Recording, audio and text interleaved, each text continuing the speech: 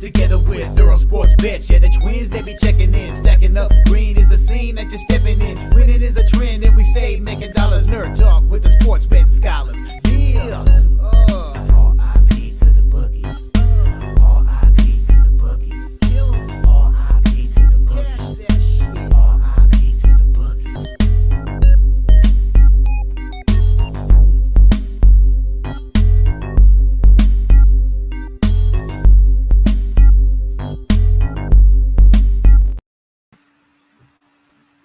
We are live. Welcome back to another edition of the Earle Sports Bet Show. My name is Nicholas Turner. I'm joined here as always by my brother Tim. And today, got a full card. We get MLB, we get NHL, we get NBA. I am ready for the NBA to be over. But we will recap yesterday in a second. I was looking at the card for today, Tim. Got some fun pictures on today's baseball card with Tariq Skubal and Paul Skeens. And Garrett Crochet, Zach Wheeler, Chris Sale, Cole Reagans, Patrick Corbin, Nick Lodolo, Jeffrey Springs, Framer Valdez, Dylan Cease. We have a lot of fun arms to talk about today. But we'll recap yesterday. And I wish I only bet baseball yesterday because baseball is awesome. I didn't win another bet other than baseball, though. I almost swept baseball. But unfortunately, reverse swept basically everything else. Detroit minus 6.5. They were up 11.5. I could have played Detroit first half and covered easily. They won the first half by 10, and then they lost the second half by 20. So that was fun there. So that was my only play in the NBA yesterday. In hockey, went 0-3-1. The Blues lose their first game in 13 games.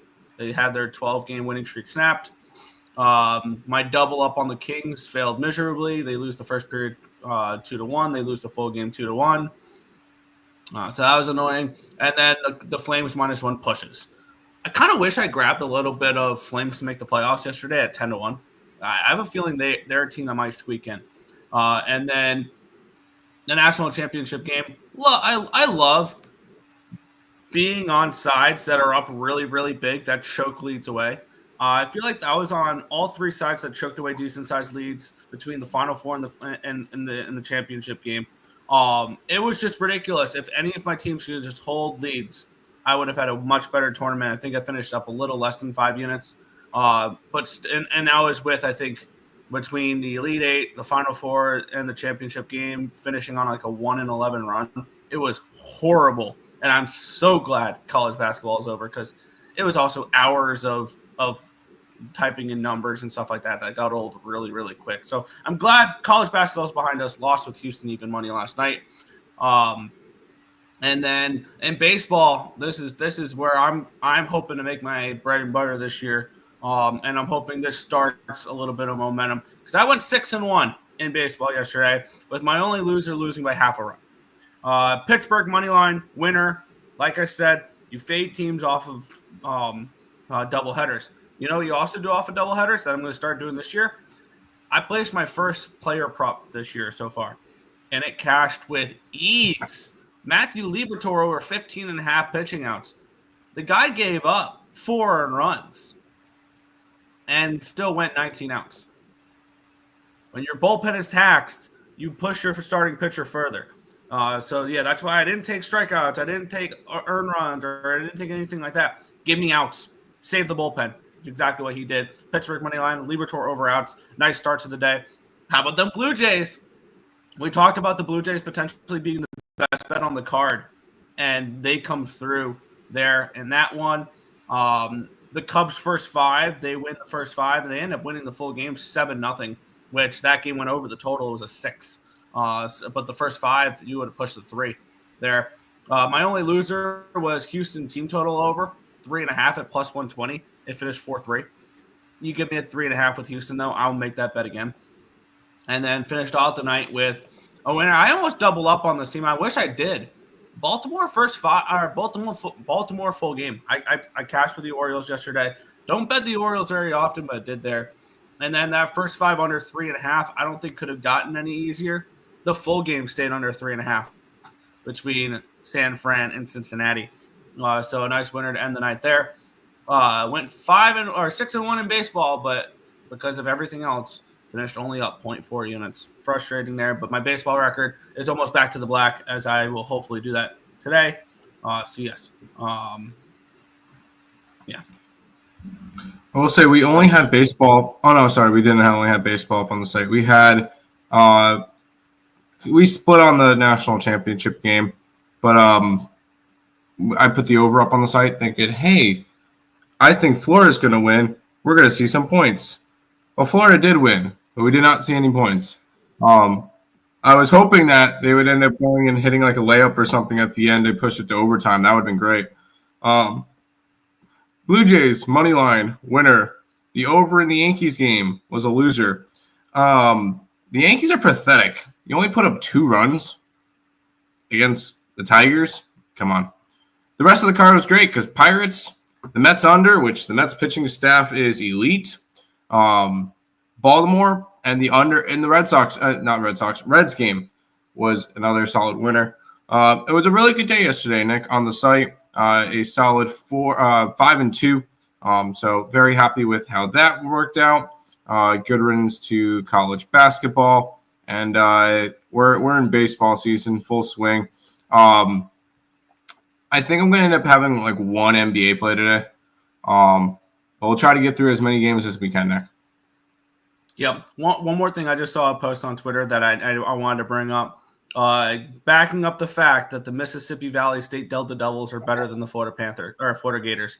They beat Arkansas Pine Bluff, who beat Texas Southern, who beat Alabama A&M, who beat Coastal Carolina, who beat Georgia State, who beat Tulsa, who beat Temple, who beat Memphis, who beat Missouri, who beat Florida. So there you go. The Delta Devils are better than the Gators. Anyways, let's go say hi to the chat, which is all 446, which this should be fun. Here's a link to our contest. If you're going to be tagging us on Twitter for stuff and you're going to be talking shit and stuff, you better have you better have put stuff in the contest. Or hear me out, Nick. Ready? It doesn't matter what you bet if you didn't put it in the contest. Cool. Have a Grand Slam show, huge MLB card, huge NHL card. That's it. Join the contest. Yeah, Isaac, come on, join the contest with us. Okay, we're going to ignore that one. When NHL season / playoffs is over. No, come on. Just put in a baseball play every other day. All you got to do is put a couple in. It's nothing crazy. I mean, put the Red Sox money line in every day. 446, you had 16 different teams that you bet. I don't want to hear it. Also, they were what, 6-1 preseason? Yeah. Cutter Goodyear, over points. Gautier. Good job. You picked all the 1 seeds. I don't really care. Duh. Yankees lose. And, of course, he's going to mention that. Whatever. Yeah, I want to bet on baseball fully, but I want to control the units. Gotcha. Yes, I know. We also called a couple other games and went 5-1 in baseball yesterday. I was our only loser in baseball. So what's your point? Who's the genius that said O's? We had the Orioles on the site last night. We had the Mets under on the site. Oh my God, stop this. Yes, me and Nick are the geniuses that had the O's last night. Me and Nick are the geniuses that have the under last night. What a shame. Nick wastes his profit on in MLB on NBA and hockey. Recap records, Nick. Yep. Yep. Let me grab that real quick. Here. Because I do have that updated. Where we have really all you got to do is win a bet in order to be the leader. Because occupancy is the leader at 1 unit. Neil, 1 unit. And then everybody else is negative. I moved up because I was down like 7.3 yesterday. So that was very nice to see me move up like that. Coyote down 2.47. Tim, you've forgotten to put in plays the last few days. Yeah, I haven't played in. Yeah. So, yeah, this is what the standings look like. Yeah, I'm here. Okay, good. Sorry. So, yeah, that's what the standings look like right now. Very, very easy contest to win if you just put in plays. And I'm tempted, Tim, just to get somebody to participate because I don't. He's saying, and I know he's like, yeah, I would have won a contest by now, whatever. I think you're wrong. I don't think you would have. And if you're so hell bent on it, if you win a baseball contest this year, 446, I will find a site that can custom make socks and underwear for you. There you go. No more excuses. If you win a month, I will find a site that can custom make that stuff. There you go. Right on. Right on. Yankees are pathetic. Who called it yesterday? I said the Yankees were pathetic to begin with. If the Blues don't have... I'm under 93.5 wins for them, so I said that heading into the season, but sure. If the Blues don't have Dylan Holloway in the playoffs, they won't do anything. He's so important to that team. Yes. Good job on your Tigers bet. Did you did you put it in the contest? Did you put the Tigers in the contest? If you didn't, then it doesn't count. Just saying. And you never won a contest. Don't talk. Now you're even scared to face me. Yeah, you've never joined a contest, so obviously you're not good enough to win one. You didn't win. You weren't good in that contest.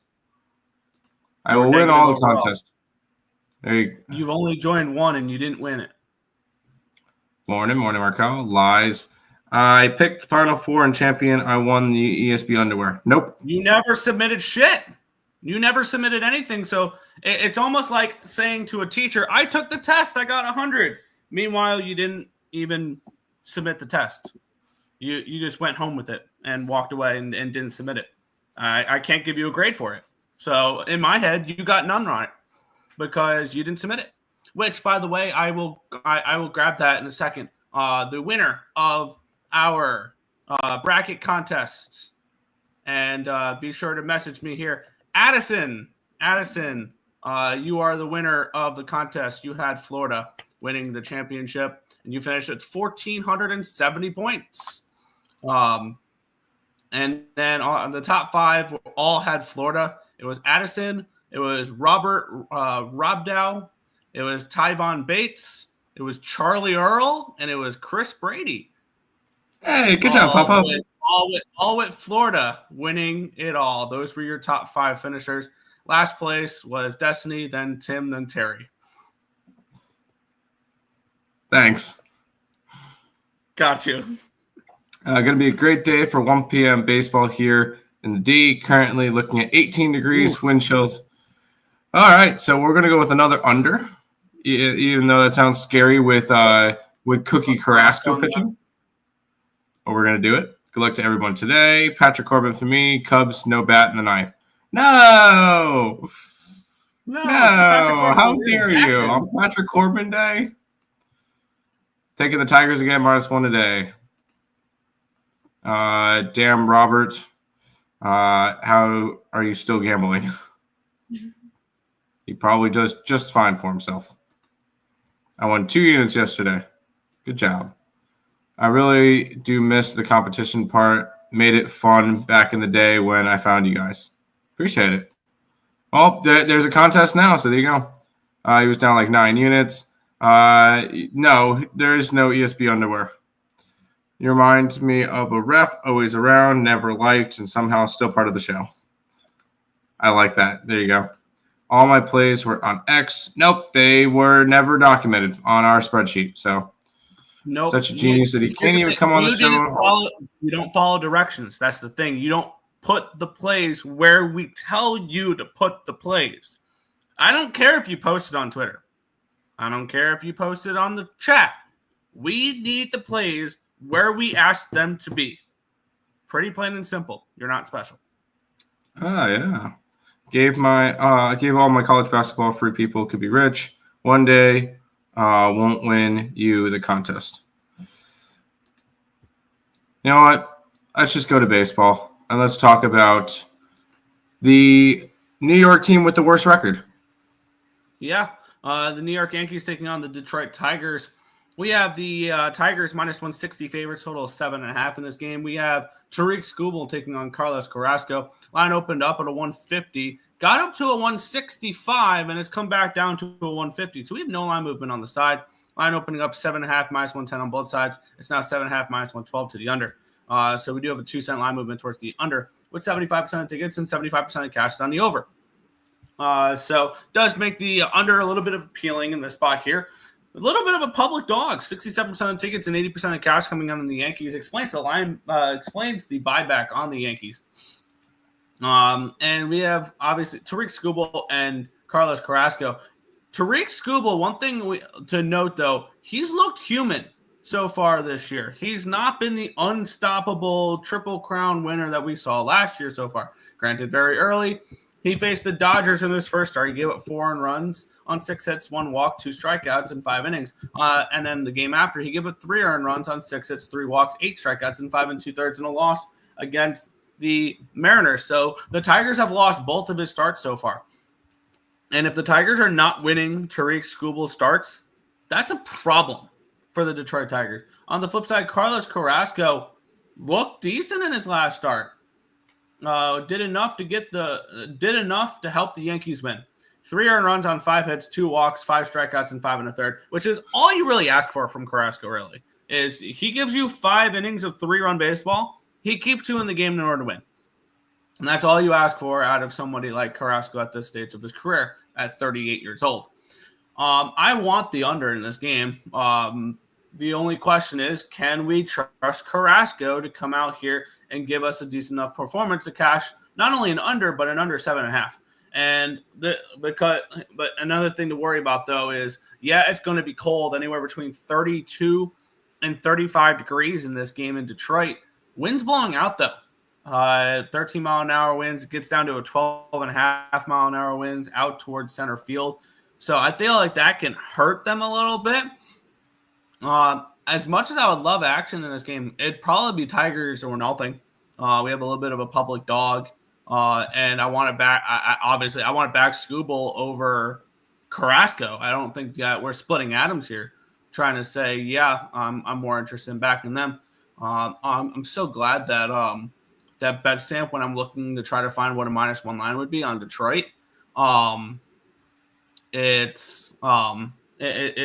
there we go, showing me over on Bet365 -160 plus 135. I want to take a look at what that -1 line would be to get my day started.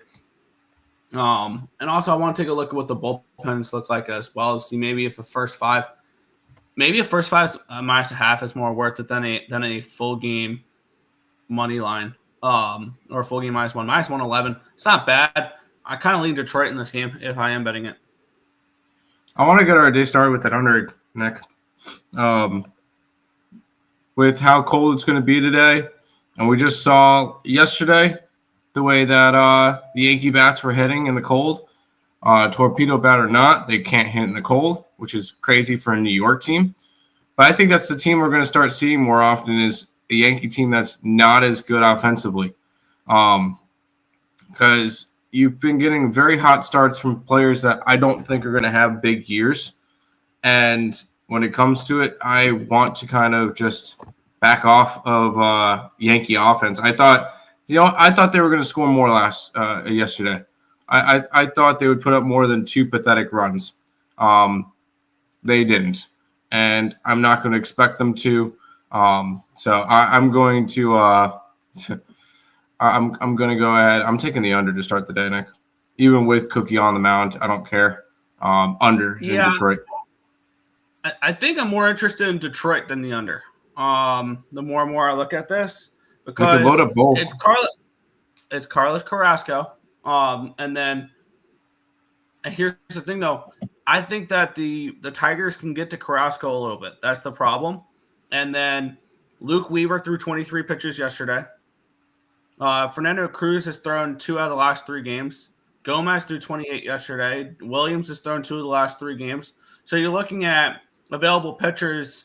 We're seeing probably Tim Hill, Mark Leader, Adam Ottavino. Like, Adam Ottavino got DFA'd. That's right.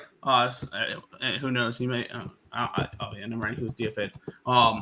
Like their bullpen status right now, I'm not thrilled with it, and I think that if you like the under, I think the first 5 is better than the full game potentially. And if you like the Tigers, you play them full game because that Tiger bullpen is kind of ready to go. John Brebbia is thrown back-to-back days, but other than that, Bo Brisket will be ready to go. Tommy Kahnle will be ready to go. Tyler Holton will be ready to go. The thing is, I could see this game easily being 4-1. Yeah. And I want to move on the Tigers -1, I think, is ultimately where I'm going to get rather than – and maybe – maybe this is the way to approach it here. Give me 2 seconds. Never mind. I was trying to see what the number for that would be, and it's -140, -145 range for a team total under for the Yankees at 3.5. It's -140. No, thank you on that one there, but I will move on the Tigers -1 in this game. I'm -111. There you go. Wow, a lot of chat. Hey, chat. Okay. Thanks for your insight. Noted. What's up, Real Deal? Yankees team total over 3.5. No. You think the Yankees hit against Scooble? No. Let's see if they copy me. It's not copying, dude. We bet our own things. We have most of our stuff established. I actually had that place circled pre-show. Hearing that would make me fly to the Yankee money line. Scooble being human again. Yanks team total over. No. Yanks are lucky that they're in the AL East. Wow, I didn't think I would ever hear that. Yanks, no. I watched Cookie throw a slop. Yankees hit lefties and Scooble somehow. No, I don't think they do. If Tigers lose with the Cy Young versus a washed-up Cookie, I'll tip my hat. Yankees couldn't score versus Heaney. How can they score against Scooby? He says my team like he plays for the Yankees. 446 is the type. And then disowns them as they start playing well. That be in the OnlyFans telling blonde girls to put the red lipstick on. Wow. Wow, Tim repeats what I said yesterday. Okay. Holy Noel. Yeah, FWIW. For what it's worth, it is sunny here, and I'll say the winds aren't what we've had the last few days. About a half an hour from Comerico, and it's not windy at all. There you go. I have never been on OnlyFans. Okay, we're gonna move on from that. Okay, we're gonna move on from that. Do you see the Yankees team total over at plus money? Exactly my point. They hitting Scooble. Stick to hockey, my team. I agree. Don't see that. Yeah, you don't see that price. All right, Nick, let's go to the better New York team. Yeah, we have the New York Mets taking on the Miami Marlins. The Mets -270 favorites in this game, total of 7. I'll tell you right now, I'm not going to be on the Mets at this number. Nope. And do we expect the pitching to continue here? Here's the problem, though, is with this total, it opened up at it opened up 7.5 at even money, and then it kind of the juice adjusted, and then it moved to 7 at -115. Now it's 7 at -112, so we do have a move towards the under in this game. Line opened up Mets 270, it's now 268, so a slight move towards the Marlins. We have 88% of tickets, 86% of cash on the Mets, and then we have 90% of tickets and 89% of cash on the over. The line's moving slightly towards the under. Here's the thing, though, is that these teams just saw these pitchers, which I think ultimately would keep me off the under because between all the spring training starts and opening game, the opening series in Miami, the Marlins have seen Clay Holmes a few times now. In his last start against these Marlins, went 4 2/3, gave up 1 earned run and 6 hits and 2 walks. And on the flip side, Connor Gillespie is not somebody that I'm overly excited about. He in his last start, he looked good though. He went 5 innings of 1-run baseball, giving up 4 hits, no walks, and 6 strikeouts. That was the game the Mets won 6-5 in extra innings. And for me in this game, I mean, and do I want to back the Mets? Absolutely not at this price. And what we're looking at a run line, actually, we're probably looking at a run line and not great. Probably in the minus 120 range, minus 115, minus 120 range. Yeah, definitely not a game I'm getting involved with. And we're flirting close to a fade material here because I'm seeing minus 285s. But this game got dangerously close to being a minus 300 fade, which would have been Marlins' first 5 and Marlins' full game. But for me in this spot, no play here for me. I could see these pitchers getting hit a little bit the second time around, these lineups seeing them, especially Connor Gillespie. So I think if you want to back the Mets, as crazy as this sounds, I think this is the game the Mets offense can break out. And you're getting 4.5 at even money over on DraftKings. I would look towards the Mets team total over instead of laying a run line or anything like that with them. Hey, Nick, can you look at the weather real quick? Because this game was supposed to be at 7 o'clock tonight, and they moved it to 4 o'clock due to frigid cold weather tonight. So it's going to be very, very cold and warm. It's going to be 47 degrees at first pitch, and it'll get down to around 43. Oh, wow, okay. You know what? 7 o'clock was probably supposed to get even colder. My bad. But it's going to be cold. Now, not down to the 30s and stuff, but enough for them to have moved the start of the game. I'm going under in this one. I don't care that they just saw these two teams, the pitchers and stuff. The Mets pitching staff has been the best in baseball to start the year. Granted, it's only been 10 games, 12 for some teams. But this has been a pitching staff that has been really solid. Clay Holmes is going to go 4 or 5 innings. He's going to allow maybe a run, if that. Gillespie, I think, is going to be doing the same thing because the Mets offense has not gotten started yet. And when it does, that's when I'll look more towards the overs later on in the year with the Mets. I like the under here, under 7. I think both pitchers pitch really well, especially when it's going to be a little bit colder in New York. I can see that. I could definitely see this being one of those games where it could be low scoring. But on the flip side, I don't like backing unders with two teams that just saw each other's pitchers not too long ago. Especially when the two pitchers – here's the thing, though. Especially when the two pitchers pitched well in Miami. Both those pitchers did not give up more than 2 earned runs. That's fine. So, no, this is an easy stay off for me. I'll definitely watch the game, but it's an easy stay off. Skeen's pitching today over K-Prop. That line, yeah. Hit the like button. Marlins +2. Stop the fish fade. Now you're sounding like 446. I don't hate that look. I know you pushed that. I know you pushed with them yesterday with the +2 line. Mets undefeated at home. They've played 4 games. So yes. Mets money line in the under is gold. This hit 4 straight games at home. The Mets do look good. Put it in the contest. 446. Put in the contest. Put in the contest. So value on the over. No. Do a parlay Mets money line in the under. You could do up to 2 leggers in the contest, Nick, right? Yes. Put it in the contest. 446. Yeah, plays like this. Roberts put plenty of those in the contest where he does money line and over parlays, and he's cashing a couple of nice ones at like +200 range. Yeah. 446. You have no excuse. Nick said he'll find you ESB underwear if you win. No excuse. 0. None. Zilch. Zada. Grabbed the Mets under last night. Yes, I like the Mets under. Copy me again.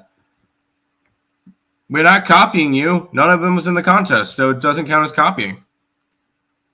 If you think under, don't you think they cover it too?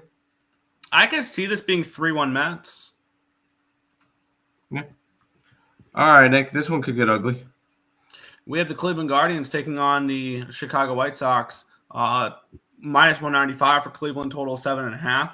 Taking a look at the line history here. This one between Ben Lively and Sean Smith for the Chicago White Sox is Shane Smith. Shane Smith. Sorry.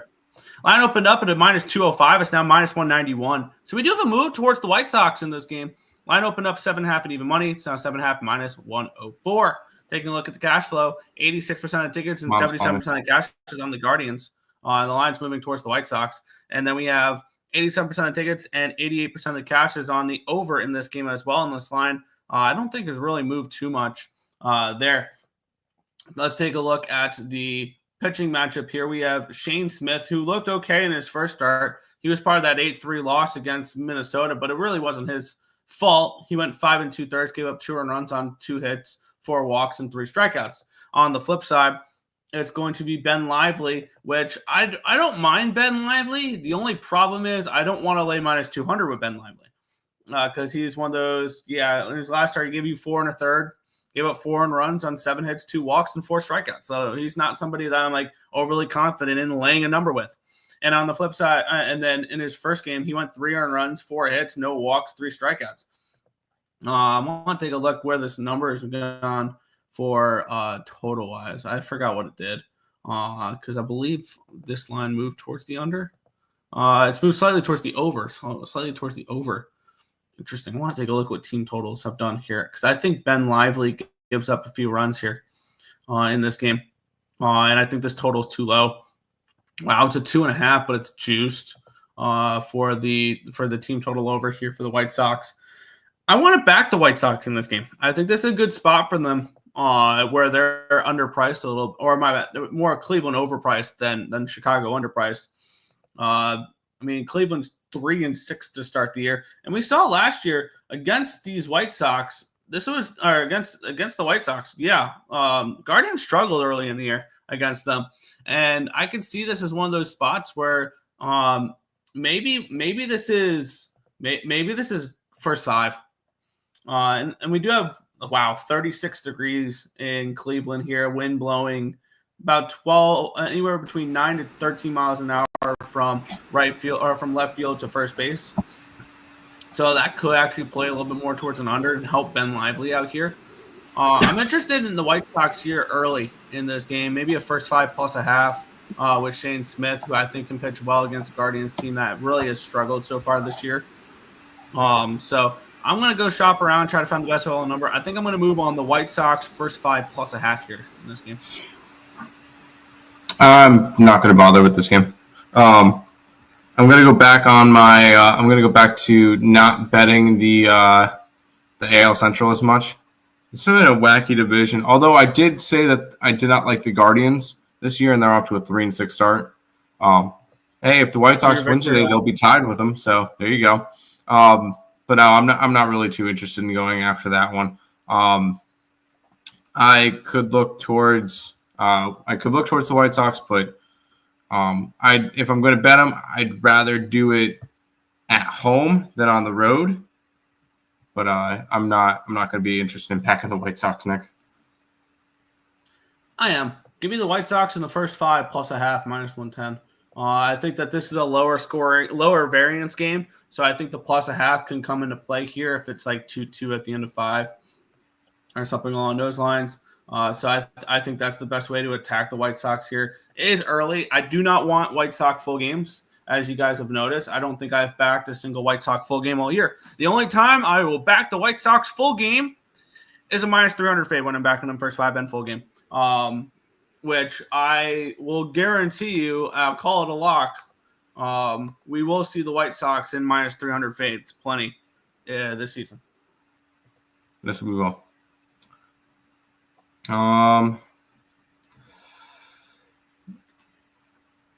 Yeah. 446 knows he won't win the contest, so he just won't join it. That's the only reason why I could see that he doesn't want to join a free contest. He knows he doesn't want. He knows he's not going to win it, and he doesn't want to hurt his ego. Mets probably win 3-1-4-2. That's way to copy me. Suppness, Lex.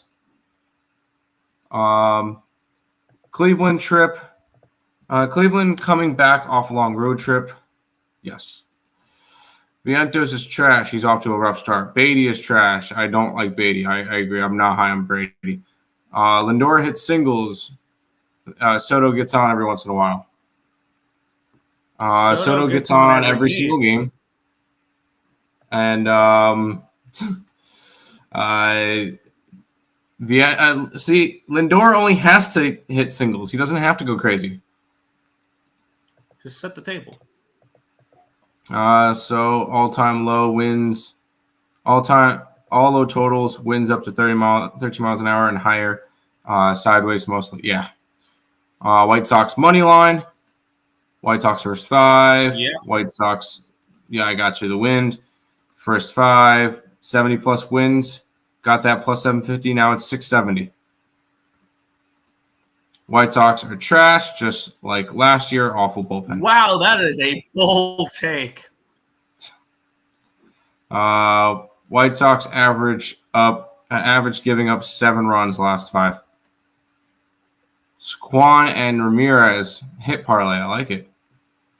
Wow, 4-4-6. It's like they were the worst team. Yeah, such a genius.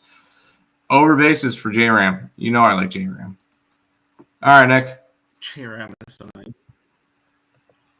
So, see, here's the simple question in this game is, do we just shut up and take the Pirates or Paul Skeens on the mound? Let's talk about it. Pittsburgh Pirates and the St. Louis Cardinals, minus 130 for the Pirates, total 6.5 in this game. What a pitching matchup this one is, though, because on the other side is Sonny Gray. And this line opened up on a 140. It's down to a 129. Telling me Cardinals are live in this game, Tim. Line opened up at a 7 and even money. It's down to a 6.5. So we do have a move towards the under here as well. This feels like a first 5 under and a Cardinals money line is what this kind of is giving me vibes with. Let's take a look at the cash flow. 68% of tickets and 84% of the cash are coming out of the Pirates. Lines moving towards those Redbirds. 96% of tickets, 95% of the cash is on the over in this one as well. And I mentioned first 5 under, but a full game money line because I want to target more the Pirate bullpen.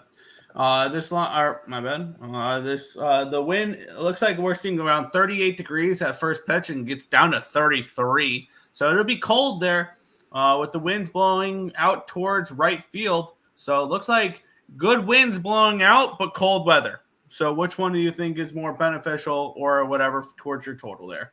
Paul Skeens, he's awesome. Do we really need to talk too much about how awesome Paul Skeens is?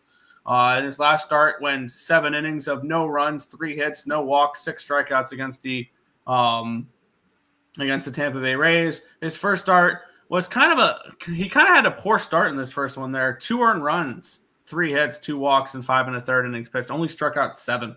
So kind of a struggle there in his first start of the year. And that one, Sonny Gray is somebody that I kind of like, and I kind of want to back. And maybe this is just first 5 under, especially off of a bad start in his last one. He gave up 5 earned runs on 5 hits, no walks, 9 strikeouts though in 6 innings against the Angels. That game I feel like that game was just they kind of let the foot off the gas because I believe at that point they were dominating that game. That was the 3-run home run game for Ivan Herrera. And then against Minnesota, he went 5 innings, gave up 2 earned runs on 4 hits, 2 walks, 6 strikeouts. Why are we not on the under in this game or first 5 under more like it than the full game under, obviously? But I want to take. Oh wow, never mind. It's a 3. That's why. This line's gone from a 3 to a 3.5 down to a 3. I kind of want the Cardinals in this game. Am I crazy that I want to back the St. Louis Cardinals here against Paul Skeens? Really, I want to fade the bullpen for the Pittsburgh Pirates because I believe they did use a little bit of bullpen yesterday. I totally forgot to refresh for the bullpens for the earlier games, so I could be wrong about how fresh some of these bullpens are when it comes to these games with the early games. But I want to take a look. I want to take a look what the bullpens look like when this is refreshing. I'll let you break down the game. My thoughts is first 5 under and Cardinal money line. I'm leaning more towards the Cardinals than I am though the under. the crazy thing is,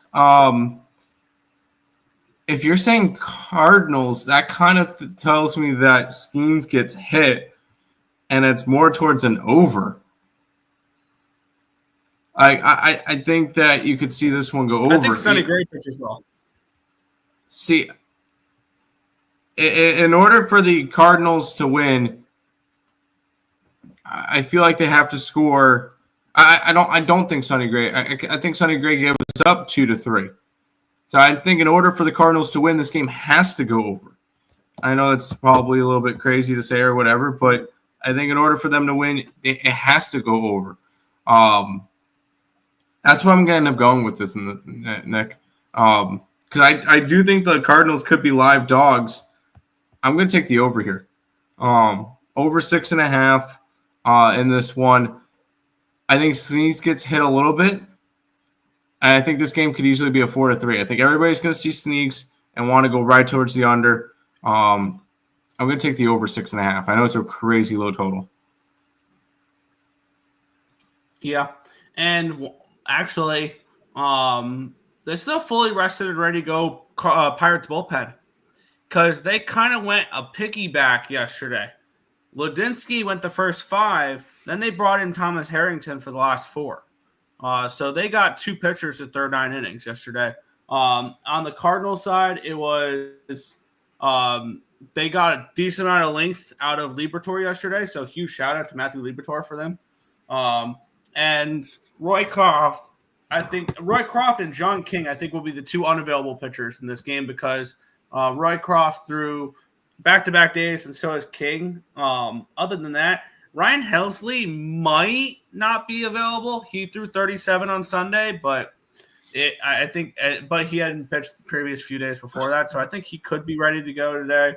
And that bullpen should be better today than it was yesterday, which was why we faded them here. I'm going to move on the Cardinals. Here in this spot, and I want to fade.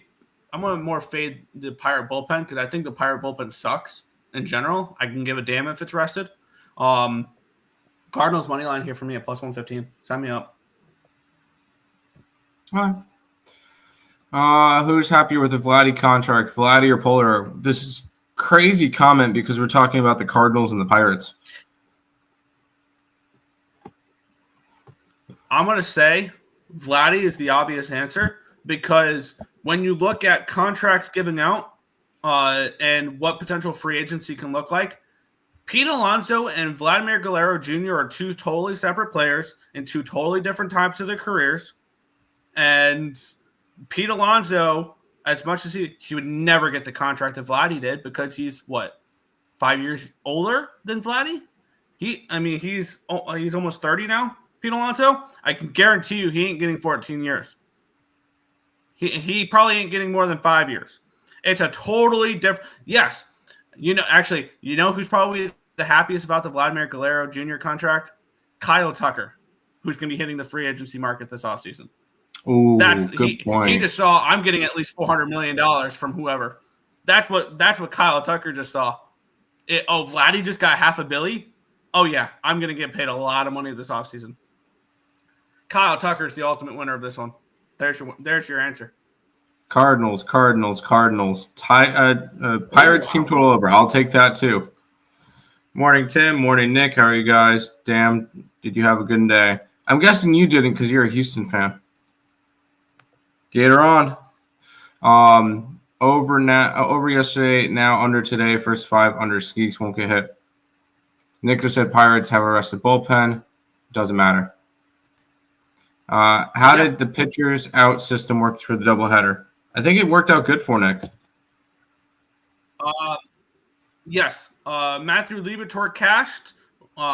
Richard Fitz never had any out props offered. I can go back and look, but I believe when I looked during the show yesterday, it was not available. He's more of a bullpen guy, so I wasn't shocked there. But yeah, let me take a look here if they did end up offering it and I just completely missed it. No, they didn't offer pitcher outs at all for him. Yeah. So 1-0 yesterday. 1-0. First 5 under. Good point, Nick Tucker. Astros did not get the win. No, they did not. No, they did not. Because the Astros. Let's go to this one. Yeah, let's talk about it. We have the third place Los Angeles Dodgers taking on the Washington Nationals, which I believe are also in third. No, are they? The Nationals are behind. The fourth place Nationals. They're in front of Atlanta, but behind Miami. Wow, that is weird. That's really weird to say that the Nationals are above Atlanta, but behind Miami. All right, let's get into it here. We have Justin Robletsky taking on Lord. Who the fuck is pitching for the Nationals today? I was wondering who the fuck's pitching for the Dodgers. Oh, Robletsky. He made some appearances last year. He's No, an he okay didn't. arm. Robletsky? This is his major league debut. I don't know. It's a bullpen game for Washington, is what it is. Sorry. No. He pitched in spring training. He has not pitched with the Dodgers. Oh, wait. 2024. Oh, he did. 36 innings. Yes, he Why did. didn't that pop up on covers? Yep. I don't know. This is a bullpen game for the Washington Nationals, so you know how I feel about the Nationals bullpen. It's because Brad Lord has had a few appearances, but only has gone one inning in any of them. And then we have Justin Robletsky, a lefty, 24 years old, that the Dodgers have. And this could be another bullpen game for both sides, honestly. I don't really know what to expect from either side in this game, which makes this a pretty easy pass. The Dodgers are 1-3 on the road. Amazing they get away from comfy Chavez Ravine and they lose 3 out of 4 games. Granted, 2 of those games were against the Phillies team that kind of owns the Dodgers. And I think this is Blake Snell's spot in the rotation. Heard. And all of a sudden, we're starting to see it again. Glass now left the game early the other day. Blake Snell is hurt.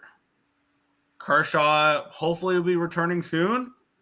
Gavin Stone is out long term. River Ryan's recovering from Tommy John surgery. All of a sudden, this amazing Dodgers rotation is now looking like, hopefully, still available. Glass now is still available. But Yoshinobu Yamamoto, Dustin May, who is returning off of a couple injuries, and a project in Roki Sasaki. Granted, this offense is good enough to carry that rotation. It shouldn't be a problem. And that bullpen nails. This is Dodgers or no bet. Line opened up 177, though, and it's now down to a 172, so we'll move against the Dodgers. And line opened up at a 9 at -110. It's now a 9 at -106. How many people do we think will look at this game and think, oh, it's a Nationals bullpen game. They're going to get blown up. And then we see on bullpen games, the bad bullpens pitch well. We're seeing anywhere first pitch is going to be around 46 degrees, and then it'll get down to about 40. When the wind's blowing in around 16 miles an hour at first pitch, and it'll go down as the game goes down to 14, then 13, then 10 miles an hour over the hours. But it's going to be blowing in from left field to first base. So I think this could be a potential really nice pitcher-friendly weather. All of a sudden, this turns into an under or no bet for me here in this game.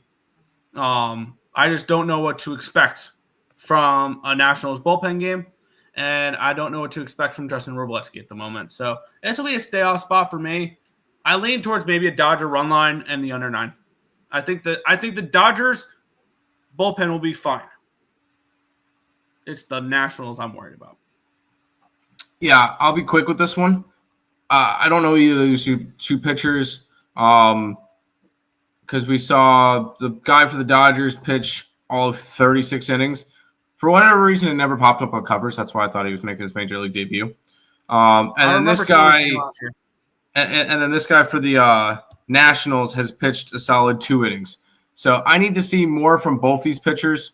So I want nothing to do with this game. I would love to see the Nationals beat the Dodgers again. That would be hilarious. But I am not putting my money on it. Fair. By the way, Nick, I am going to switch because I know my time's a little limited, and I want to talk over one game. So I swapped the next two games that we would talk over so that we talk Phillies and Braves first. Yeah, Cubs fans seem sad over it. There's no way Dodgers lose again, right? No way, not a chance. And also 446's team. I would recommend Nats again. My team, Dodgers, yes, to win it all. 275. Imagine betting a future long-term and it only being plus 275.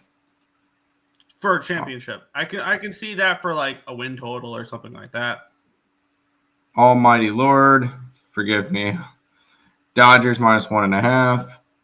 No one mentioned Snell on the injured list already. I already did. Dodgers three-way. Called Nationals yesterday. Now it's Dodgers. Mackenzie Gore is the only guy I'm backing. I feel that. Dodgers have been scoring runs, but they miss Freeman. LA over. Yeah, they did. I don't know about the over there. Major line flip for Leafs Cats. It's not baseball. Yeah. Dodgers winning it all regular season means nothing. They will get bored during the season. That's my point. You're such a bandwagon, lame, 9-3, and having a hungover from last year. No, but I do think the injury bug's going to hit them harder too. Win total to make playoffs. Yes. Yeah, huge line flip in the Leafs game. Leafs are minus 113, and now are plus 127. Wow, Panthers are big favorites now. All right, Nick, here is my favorite play of the day. All right, let's talk about it because I was eyeing this one down too. This one caught my attention. Line opened up, and actually the line's starting to move now towards the direction I thought it would. Line opened up at a minus 110. It did go up to a minus 122. Now it's minus 105, so we do have 5-cent line movement here towards Philadelphia. Line opened up at a 7 at minus 115. It's now a 7 at minus 108. So move towards the under here as well. Taking a look at the cash flow in this game where we have 78% of tickets, 89% of cash on the Phillies, and the line's finally moving towards the Phillies because it originally moved towards the Braves. And then we have 90% of tickets and 89% of the cash is on the over in this game as well. The line dropping immediately. I mean, we have Zach Wheeler and Chris Sale. Chris Sale's kind of struggled a little bit too this year. 7-2 Phillies are at the 1-8 Braves. How easy does it look? You get a Phillies team, first place in their division, granted very early, and it's a pick 'em with their ace on the mound against a 1-8 team. Yes, I get it. The 1-8 team is the Braves. We have Wheeler coming in off of back-to-back phenomenal starts. He's faced the Nationals and the Rockies. Gave up 1 earned run on 2 hits, 2 walks, 8 strikeouts in 6 innings against the Nationals. Stepped up and did that again. 1 earned run on 3 hits, no walks, 10 strikeouts in 7 innings against the Rockies. And on the flip side, we have Chris Sale, who off the Cy Young Award has looked human. Granted, he has faced 2 teams that have been very good this year, but both of them ended in 5-inning appearances that gave up 3 earned runs. He gave up 6 hits and 1 walk against the Padres with 7 strikeouts, and then 4 hits, no walks, and 5 strikeouts against the Dodgers. I did cash a first 5 money line with the Braves in that Chris Sale start against the Dodgers. But doesn't this feel way too easy to back the Philadelphia Phillies here at a very, very cheap price? And I think this is an under, though. So I want to figure out how to approach this game. Even though it'll be 58 degrees at first pitch, down to a 49. Wind blowing out, only 9 miles an hour from start, though, and it gets down to about 5 miles per hour. Why are we not on the Braves in this game? With everybody on the Phillies, the line just started moving towards the Phillies, so there was a lot of resistance from the start. And the question is, do we back him first 5 or full game? And I think the answer is full game because both these bullpens are rested. And I think that's one thing about the Braves is, yeah, they have completely rested bullpen. They haven't played in 2 days. because they had yesterday off, and they had and Sunday was postponed. And we had the Phillies off of that win against the series win against the Dodgers. I think this is a sell high spot on the Phillies, buy low on the Braves. And I'm going to move on Atlanta here at minus 110 over on Fanatics. All right, Nick. We are going to be on the Braves, but Nick, I'm going to pull out the Braves are online. I'm pulling it out because this is the ultimate buy low, sell high.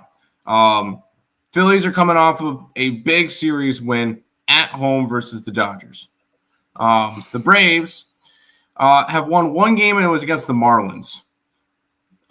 This is a Braves team that's looked like dog shit. They've scored 1 run or less in 5 games already this year.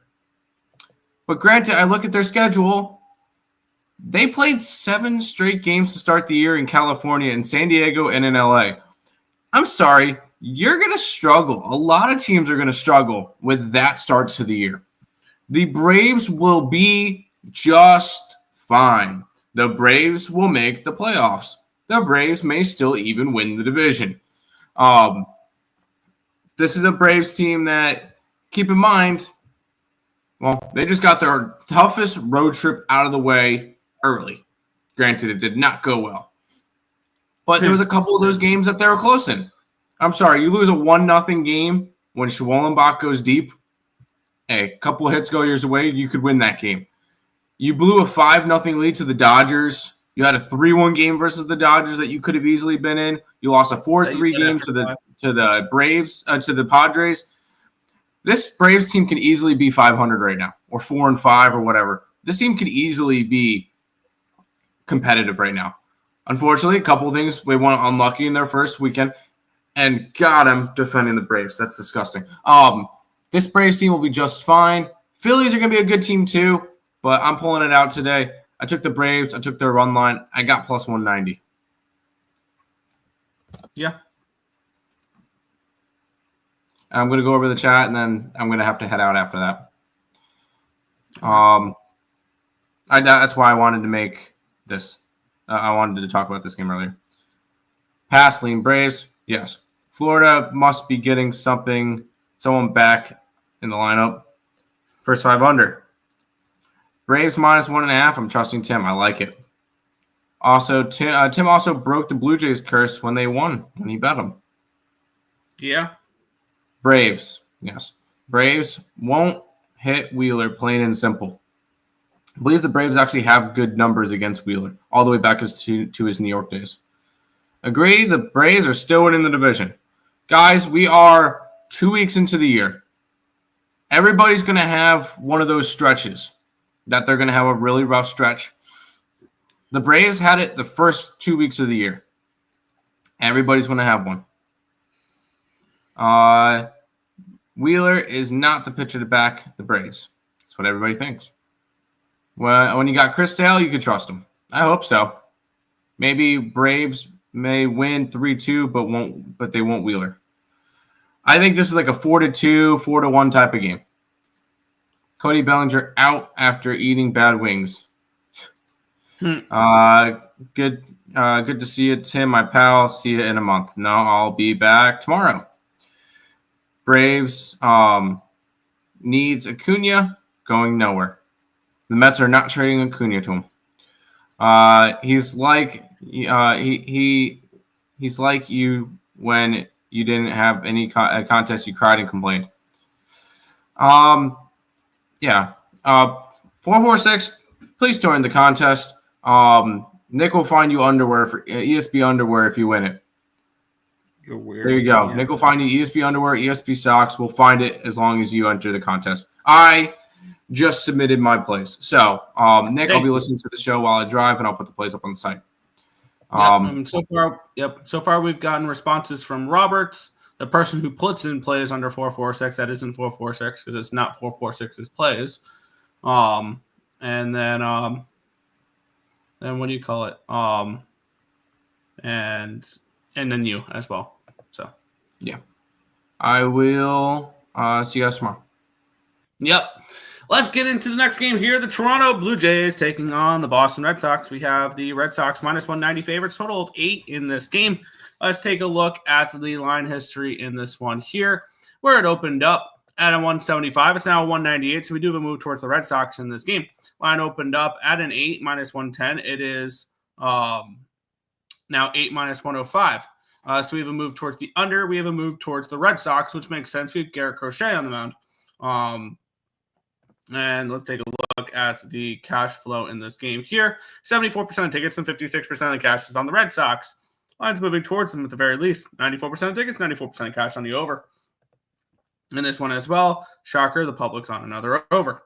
Let's take a look at the pitching matchup here, where we have Garrett Crochet, who has been awesome this year, just straight nails since getting paid. He went up against the Rangers in his first start, went 5 innings, 2 earned, 5 hits, 2 walks, 4 strikeouts, and then followed it up with a gem against the Baltimore Orioles, where he went 8 innings of no-run baseball, 4 hits, 1 walk, and 8 strikeouts. He is an elite starting pitcher. Get used to it. He'll be here, and he'll be here for a while. On the flip side, we have Easton. Where is this game? Easton Lucas for the Toronto Blue Jays. It was supposed to be Lucas yesterday, and then I believe Barrios came back. Barrios pitched.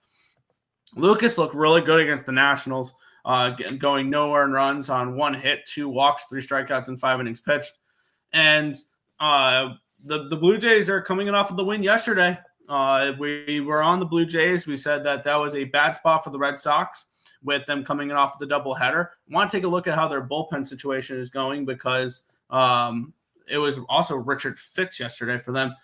Greg Weissert threw 31 pitches. Robert Stock threw 29. So looks like Justin Wilson will be available, Rollis Chapman, Bernardino, Slayton Kelly. So they've got almost their full echelon of relievers ready to go in this game. The Blue Jays, I believe, did use a little bit of bullpen yesterday, if I remember right. They used Yimi Garcia for 4 pitches and Jeff Hoffman for 9. So they have a pretty fresh, ready-to-go bullpen here as well. I feel like this is an under. I like what I've seen from Easton Lucas, granted very limited sample size, and I think Garrett Crochet is to be backed whenever you can. Line moving towards the under with the public on the over. Fenway Park, it's 38 degrees at first pitch, and then it goes to 33. But 24-mile-an-hour winds blowing out definitely give me pause, because that is a little bandbox there in Fenway to a point where I wouldn't be surprised if we saw runs even with the cold weather here in this game. So I think ultimately I'm staying off. But it'd be probably Red Sox and under if I'm betting it, because I do think Crochet pitches well. Now you won't even participate. Yeah. I do mine after the show. There you go. Tim doesn't even participate. You asked 446. Tim does participate. He's forgotten the last couple days, but he actually has put in plays. He has put in how many? Tim has put in 52 plays, more than you have.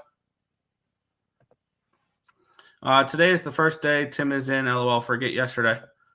He's put in 52 plays so far into the contest. How many of you? Jays team total over. Blue Jays Nerfy. Red Sox easy money line. The winds are left to right now out.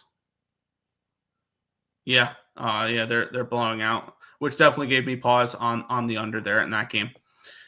Move on, though. We have the Kansas City Royals taking on the Minnesota Twins, minus 110 for the Royals with a total of 7.5 in this game. Taking a look at the line history and this one here. If I can find Minnesota, there we go. Between Pablo Lopez and Cole Reagans, love this pitching matchup. Line opened up at a 125. It's now 112. This line opened up at a 7. It's now 7.5. Wow. I'll move towards the over in this game. That caught me off guard a little bit there. With these two pitchers on the mound, tells me that somebody's getting hit potentially. And with the line dropping, it tells me Cole Reagans is vulnerable in this game. with 66% of tickets and 74% of cash coming in on the Royals, and this line dropping. Tells me the Twins are the play in this game. And Pablo Lopez is the play in this game. 95% of tickets, 95% cash from the over, and it's gone from a 7 to a 7.5. So at least, yes, the money's coming in on the over, but it makes sense that the money's coming in, or that the line's moving towards the over because the money's coming in on it. So they're showing some respect towards it. Yesterday, it was a 4-2 win for the Kansas City Royals. It is Pablo Lopez, who looked great in his last start. Granted, it was against the White Sox, where he went 7 innings, gave up 1 earned run on 4 hits, 1 walk, 5 strikeouts in 7 innings. And then this first game, 2 earned runs on 8 hits, no walks, 3 strikeouts in 5 innings against the Cardinals. So kind of struggled a little bit there. Looking at this game, absolutely I'm interested in Minnesota. Absolutely I am. Public's coming in on Kansas City. The line's dropping. And it's telling me that Reagans is vulnerable in this game, especially with the line going up. We're seeing 61 degrees at first pitch, wind blowing out towards left field. So it looks like we do have decent hitter-friendly weather for this game. And I could see this being potentially a team total over spot for the Minnesota Twins as well. So I want to take a look at what the best available numbers is in this game. And I want to take a look. Let me take a look at the bullpens real quick because I believe Minnesota shredded through their bullpen on Sunday, but I'm trying to remember what they did bullpen-wise yesterday. The Twins bullpen looks – now, only Scott blew it through 31 pitches yesterday. Everybody else threw on Sunday, though, other than Jorge Alcala. Varland threw back-to-back days, Saturday, Sunday. Topa threw Saturday, Sunday. Sands threw Saturday, Sunday. Duran threw Saturday, Sunday. I want to take a look at what this first 5 has done. Even though Griffin Jacks will be available, Danny Colemine will be available. Maybe throw Duran 3 out of 4 because he's only thrown 20 pitches. Actually, I think the bullpen's fine for the Minnesota Twins here. For the Royals, they used Lucas Urseg back-to-back days, Carlos Estevez back-to-back days, Hunter Harvey back-to-back days. 3 of their top bullpen pieces are probably not available tonight, which I think plays really well into the hands of the Minnesota Twins. Sign me up. I'm going to take Minnesota even money over on Bet365. I want to take a look what this is as well. Absolutely add this one on as well. Also over on Bet365. I'm going to double up on the Twins here in this game with the team total over 3.5 as well. In this spot, I think this is a good spot here for the Twins with the line plummeting the way it is and just getting this team total low with the market suggesting that Cole Reagans is vulnerable in this game. I'm going to take a shot here. Minnesota Twins, even money over on Bet365, and then also team total over 3.5 at minus 115. I think everything correlates here for the Twins to be able to score some runs. Let's see. Love the weather report, Lex. There you go. Twins money line. Pass over Twins over 7.5. Both pitchers can get hit. Fair. Casey has owned the Twins. I don't know the stats, but they dominate them. Interesting. Let's take a look. Head-to-head, 6-4 Royals in the last 10 matchups. But the Royals have won 5 in a row dating back to August 14th last year against this Twins team. So they've won 5 in a row against them. Yeah. Anaheim Angels might be a thing, actually. So Nick's mistake that one day might Nick's mistake that one day might be future one day. What? Please. So Nick's mistake that one day might be the future one day. Oh, Anaheim Angels. Yep. My bad. Yep, Anaheim. Okay. Can't touch the Twins. Twins bullpen been mismanaged at this point already. Yeah, I can see that. Give me the Rat Man. Only minus 110. Got you 446. Don't fight the stats. The Royals win. Then put it in the contest. You think the Royals win? Click on the link, which, ready? I'm going to make this super easy for you. because I forgot to. I have it in the beginning. I need to put it back in the chat here. If you think the Royals win, click on this link, type in your name, Mr. Numbers, and put Royals money line with the juice -110. You want to challenge me on baseball plays? Put it in the contest. Pretty simple. You want to compete against me? You think you know baseball better than me? Put it in the contest. That's the only way you'll decide it. Because you flaunting your wins but never saying anything about your losses, which I know there's losses out there for you. You complain about others, not only commenting about their wins. But you're worse than most people with that. But we'll move on to good old Patrick Corbin Day. We have the Chicago Cubs taking on the Texas Rangers. We have this line opening up at a -130. Immediately went to 140. It's now 150. Line opened up 7.5 -115. It's now 7.5 -128. So we'll move towards the over here as well. Taking a look at the cash flow in this game. 72% of the tickets, 59% of the cash on the Cubs. The line's moving towards the Cubs for those who want to back the Cubs. And it's moved a lot. And the question is, has the line moved too much in this spot here? And I would love to back Patrick Corbin. I'm sick. I'm demented. I want to back Patrick Corbin. 97% of tickets, 99% of cash on the over here as well. Shocker. Everybody's betting the over in a Patrick Corbin start. The line has at least moved towards the over for those who do want to back the over in this game. Let's take a look at the pitching matchup here because we do have Patrick Corbin taking on Jameson Taillon. Taillon's not been good this year. Granted, both games were on the road. He gave up 6 earned runs on 9 hits, no walks, 1 strikeout in 4 1/3 against the Diamondbacks. Followed it up with only 2 earned runs on 4 hits, 3 walks, 6 innings, 7 strikeouts against the Athletics. So a much better second start after getting lit up in the first start for him there. Patrick Corbin making his Rangers debut in this game. And the question is, how do we? Because I think Patrick Corbin's an overhated pitcher at this point. Yes, he's not a world beater. He's not an ace. He's not a Cy Young. He's none of that. I'm well aware. I think he's overhated though, and I would like to back the Rangers in this game. The question is, what does the bullpens look like here in this spot, and what does the weather look like in this spot? 7.5. In Wrigley, that tells me the wind's blowing in. All right, wind's blowing in. Wind's blowing from right field to third base, and it's 36 degrees today. So definitely pitcher-friendly weather. And you're giving me an 8? Maybe I just move on this under. The only problem is, do we trust Jameson Taillon? That's my ultimate worry is, can we trust Taillon? And the market's suggesting, yeah, we can. So maybe this is just an under in this spot here. Or maybe I just sit back and watch Patrick Corbin's first start and go from there. Because I think that he is, if he's somebody that is going to be pitching in the major leagues again, I think he's somebody with the Rangers that can get enough run support to win games. So I'm going to stay off this one with a strong lean towards the Rangers in this game and a strong lean towards an under, a no bet.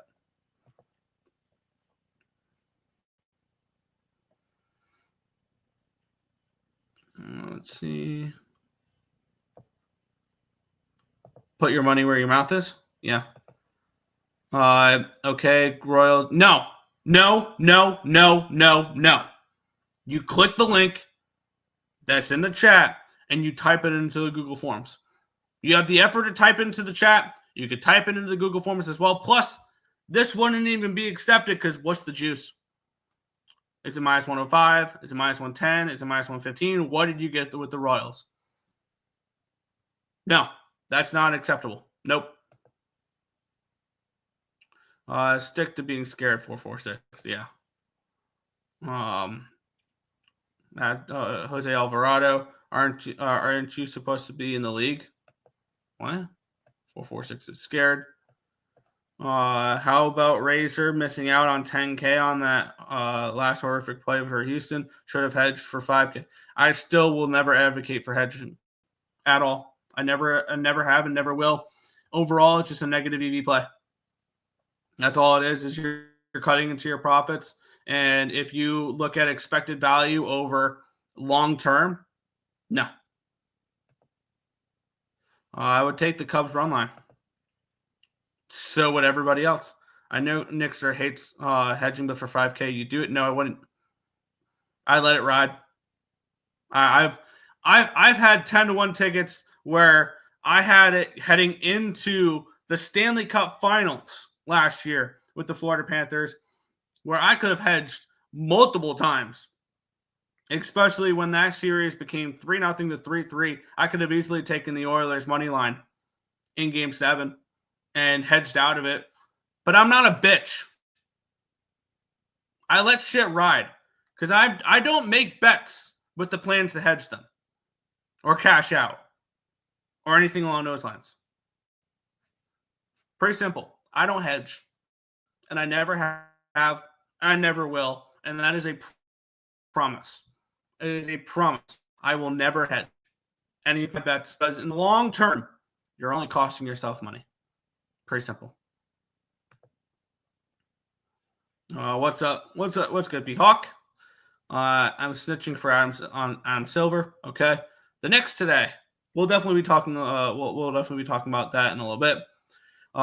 Coyote, if you had a 10-1 ticket on Houston, don't you hedge for 5K? Absolutely not. Rangers 3-way money line on the first 5. I don't mind it. Went from +2 to favored. All right. Yes, I took a day off in the NBA. And there you go. Hedging is stupid. Facts. Facts. Tell me you don't trust your plays. Exactly. That's all it is. For 5K on a pick'em game, you hedge. No. Okay, you guys are nuts. No. We're not. Because, okay, let's just use an example. Okay, you have 10-1, and you're going to hedge -110 on the other side.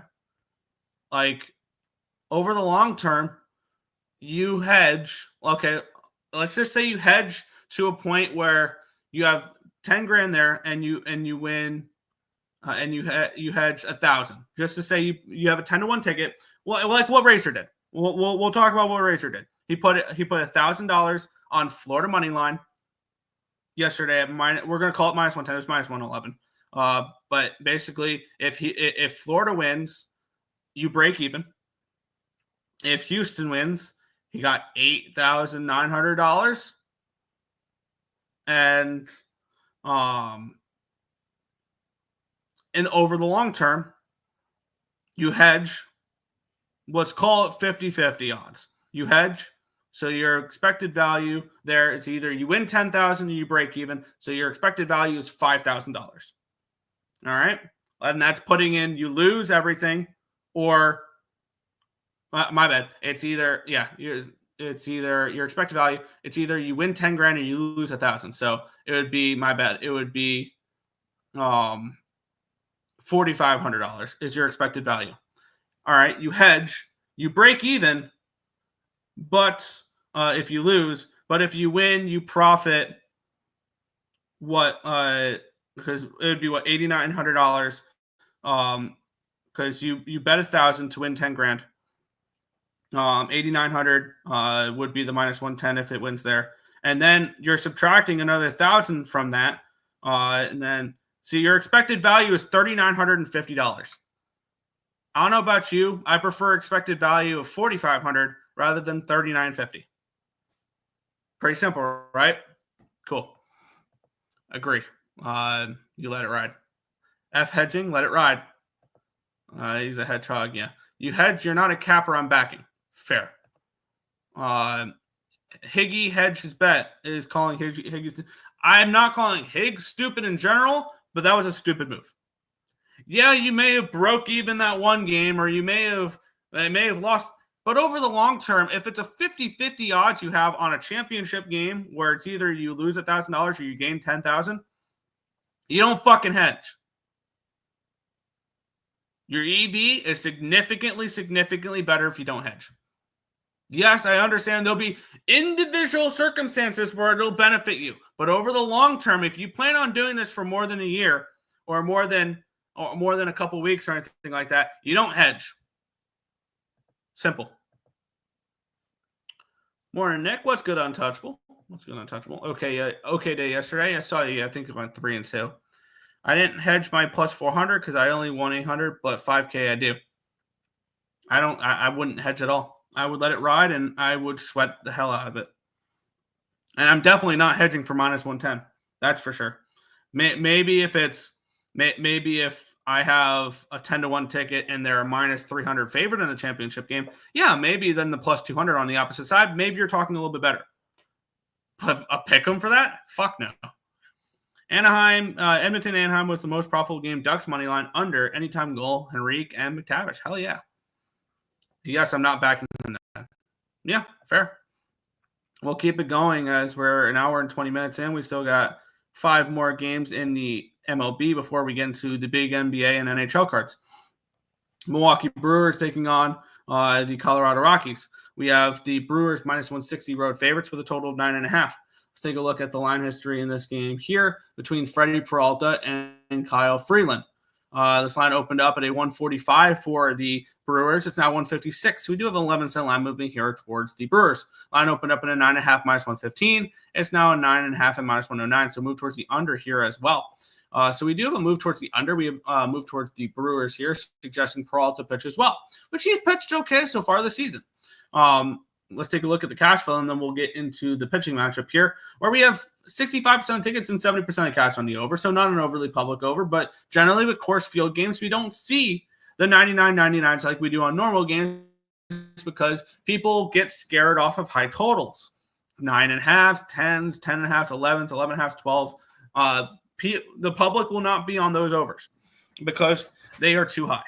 The high numbers do scare the public off of overs. That's one thing I have noticed, which is why I generally like overs when the total's higher.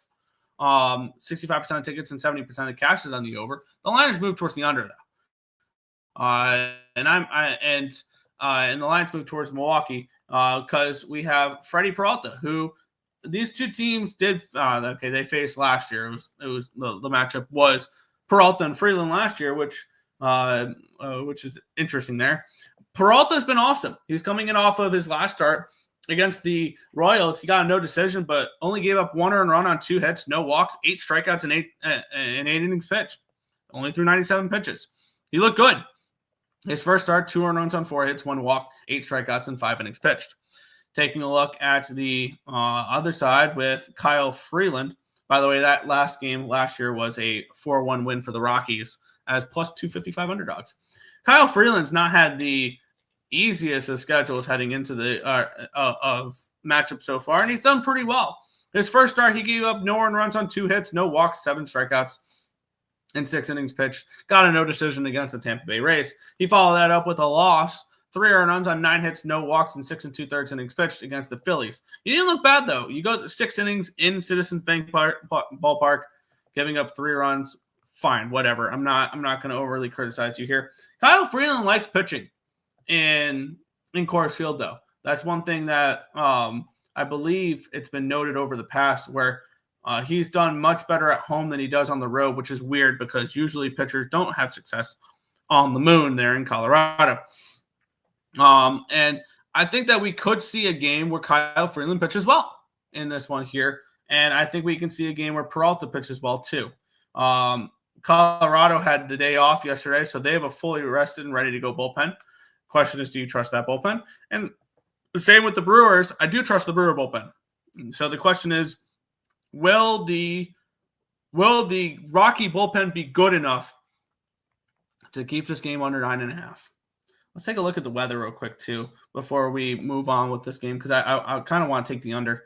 We have, it looks like, wind blowing in from left field to first base at first pitch. 70 degrees in Colorado. So one of the warmer games on the card today is in Colorado. Who would have guessed? I think this game stays under. And I kind of want to move on this under in this spot between Freeland and Peralta. I'm getting 9.5.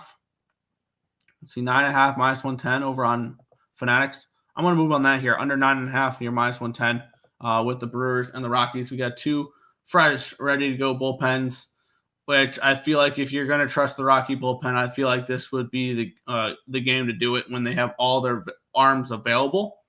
So I'll move on it here in this spot. Rockies, Brewers under 9.5. Rockies, Brewers under 9.5 for me.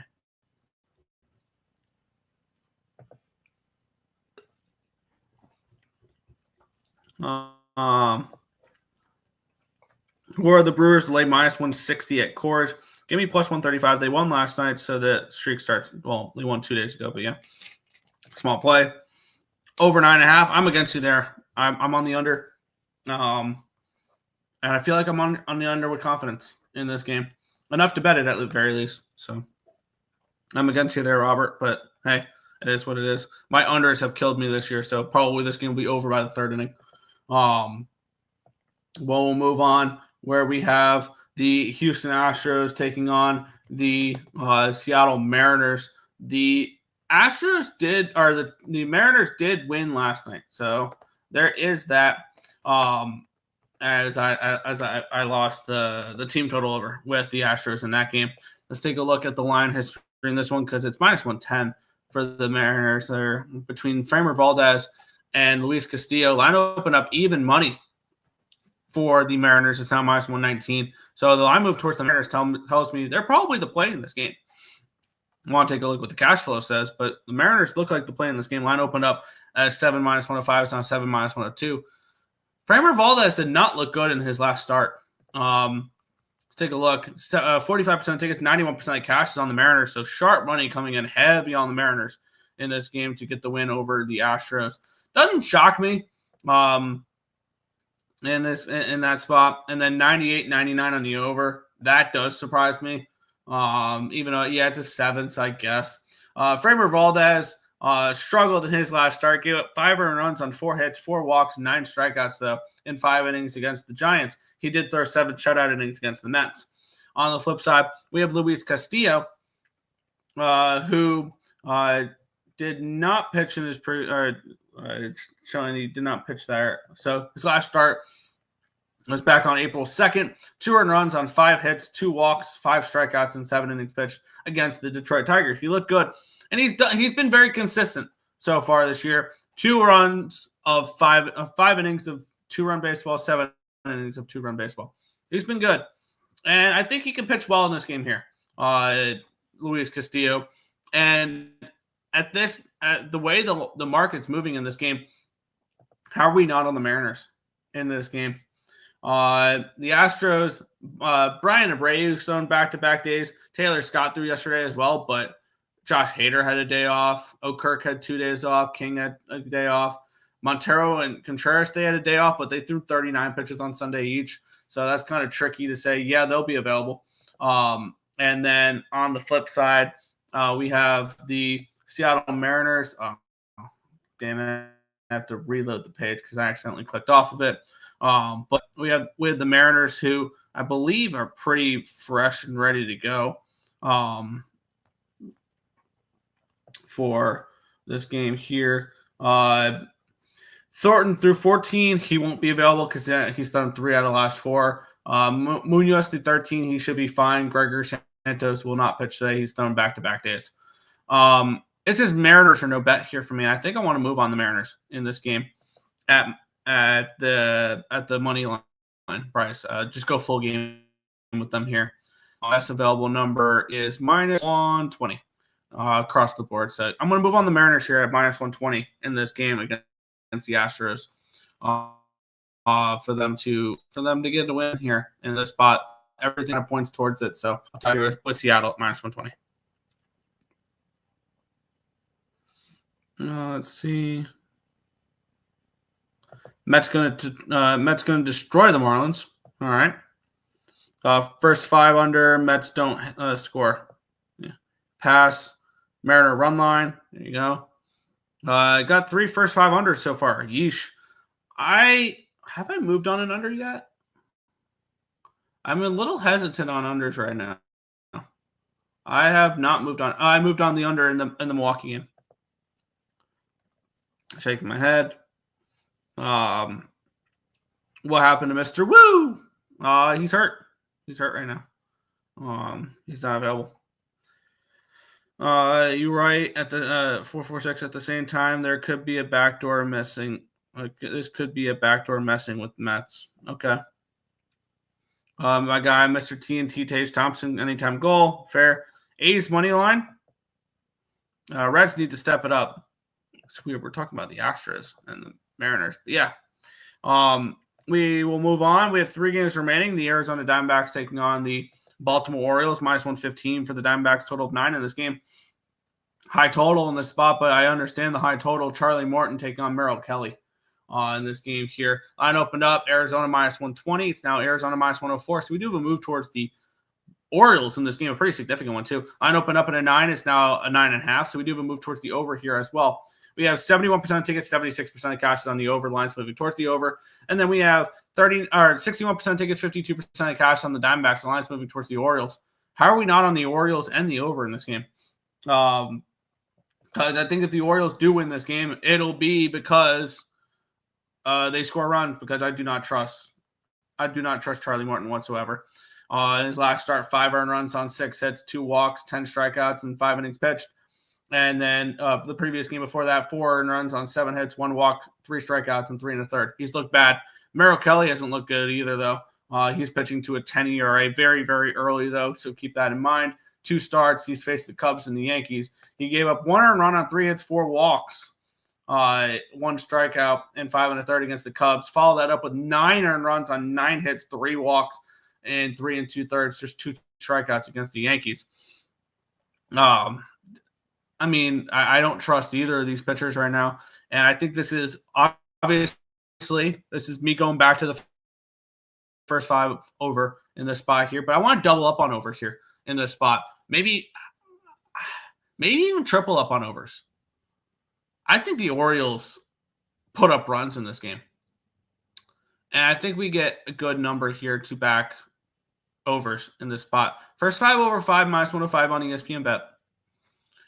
Full game over 9.5, -105 on Bet365. And let me take a look to see if this is reasonable as well. It is -115 for the full game, for the team total over for the Orioles. I think Merrill Kelly gets pounded, and so does the markets. And this is my first triple up of the year. But yeah, I'm going to be on Orioles team total over, first 5 and full game overs here as well. I think this is a game where the Orioles put up some runs. Merrill Kelly gets hit. But on the flip side, I don't want to trust Morton either. So I think this is the best way to back the Orioles here as well, or back the Orioles without having to back a money line with them, because I don't trust Charlie Morton at all. So this would be just team total over, which at -115 for 4.5, sign me up. So I'm tripling up on this spot, which makes me a little nervous, but I'll definitely be paying attention to this game here. First 5 over 5, -105. Full game over 9.5, -105. Orioles team total over 4.5, -115. Everything correlates for me to, I think the first 5 over is the best bet on the card, but I also really, really like the full game over and the team total over as well. So yeah, a lot of action in this game here, but I think we get some runs, and specifically from the Orioles side. So yeah, wow, triple up spot on the over. This one here. Let's see.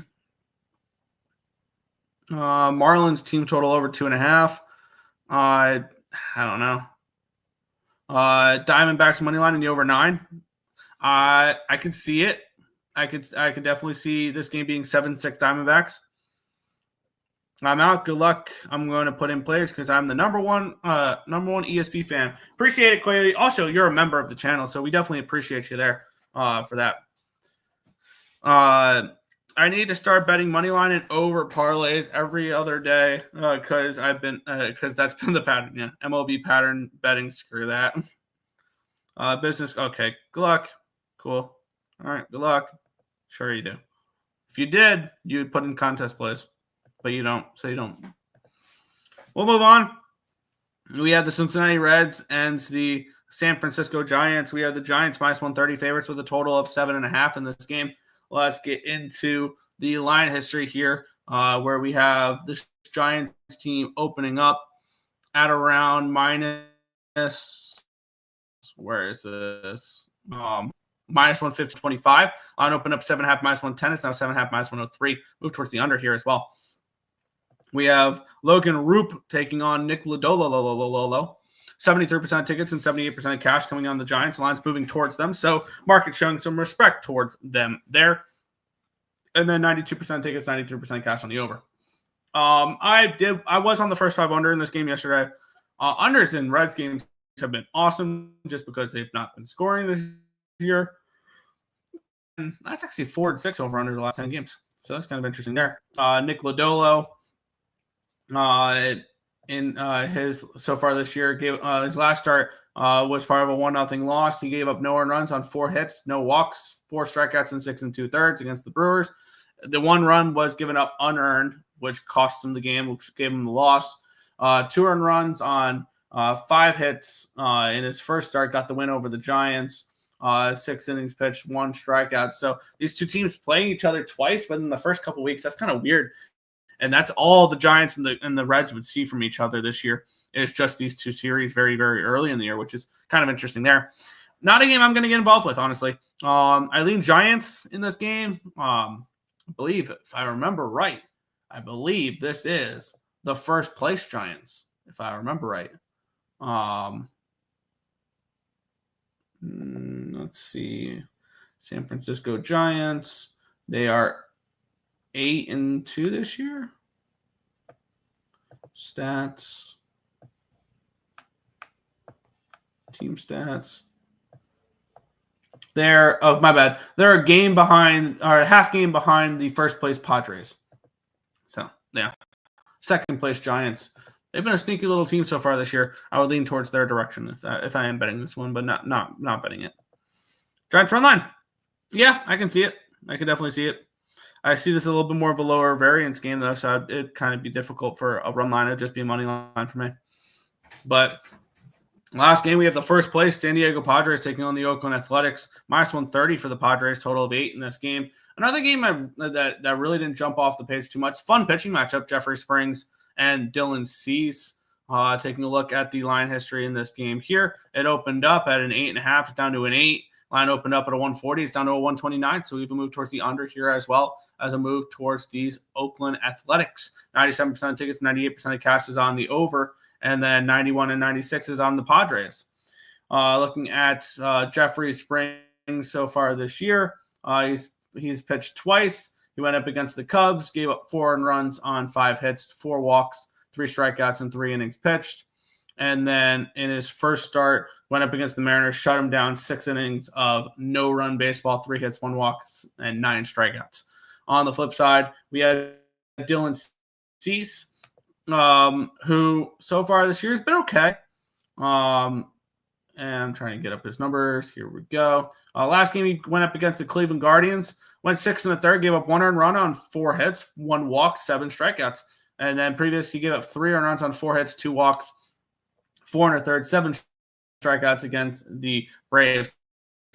Ultimately, another pass for me to end my card. I know not very exciting way to end my card, but just a game that I'm not overly. I don't see enough of an edge for me to pull the trigger on it. I guess I lean under in this game, and I kind of lean Oakland in this one as well. But once again, not a game I'm getting involved with. I feel like I have good enough. I like my card the way it is. Here is with this game, with this MLB card. So yes, it'll just be a pass for me to end MLB here for me. Over 8.5, and Padres run line fair. Back on Quan and Jung Lee, both to get a hit at +120. Rinse and repeat this one. There you go. Tatis Jr. hit one on top of the warehouse in this field. Yeah, the ball flies in Sacramento there. It's going to be a bandbox there for sure. But we'll make the transition from the good old diamond to the NBA. Yawn. And we'll get it started here with the Atlanta Hawks taking on the Orlando Magic. We have the Magic 4.5-point favorites, total 225.5. Line open up at a 5, and it's now down to a 4.5. So we do have a move towards the Hawks in this game. Line open up 224.5. It's now 225.5. So we have a move towards the under here as well. take a look at the cash flow in this game here, where we have the Magic are getting 58% tickets and 54% of the cash, and the line's moving slightly towards them. No, it's moved towards Atlanta with 42 and 46 on them. 64% or 79% tickets, 79% cash on the over here as well. Let me switch over to switching over to the NBA for covers, where we have for this matchup, the Atlanta Hawks are coming in off of a win and a push against the Atlanta Hawks or against the Utah Jazz as 13-point favorites, which snapped a 3-game losing streak for them. And that one. On the flip side, we have the Orlando Magic coming in off of back-to-back wins against Sacramento. Not Sacramento. They beat Sacramento, lost to the Clippers, then back-to-back wins against the Spurs and the Wizards. They come back home after just a 2-game road trip there. These are the 7 and the 8 seed in the Eastern Conference. This is a big game for who gets home court advantage in that first play-in game, because all of them, we know the play-in teams and we know the and we know the playoff teams. And it's just positioning at this point. And I feel like, actually, now looking at it, we're pretty lock solid. Other than maybe the Pistons can pass the Bucks. They're a game and a half behind the Bucks for the 5 seed. Other than that, I think the only thing we're really worried about is who's playing where in the play-in. The Orlando Magic currently have a 1-game lead over the Atlanta Hawks. Does it really matter? I really don't care. And I guess it's Hawks or no bet. Hawks trying to catch the Magic for that 7 seed. So I guess I lean Hawks in this game if I'm betting it. It makes sense. The line's moving towards the Hawks in this game. So it is Atlanta or no bet for me, but I don't trust the Hawks right now. Boo! Yes, I'm trying to get this as fast as possible.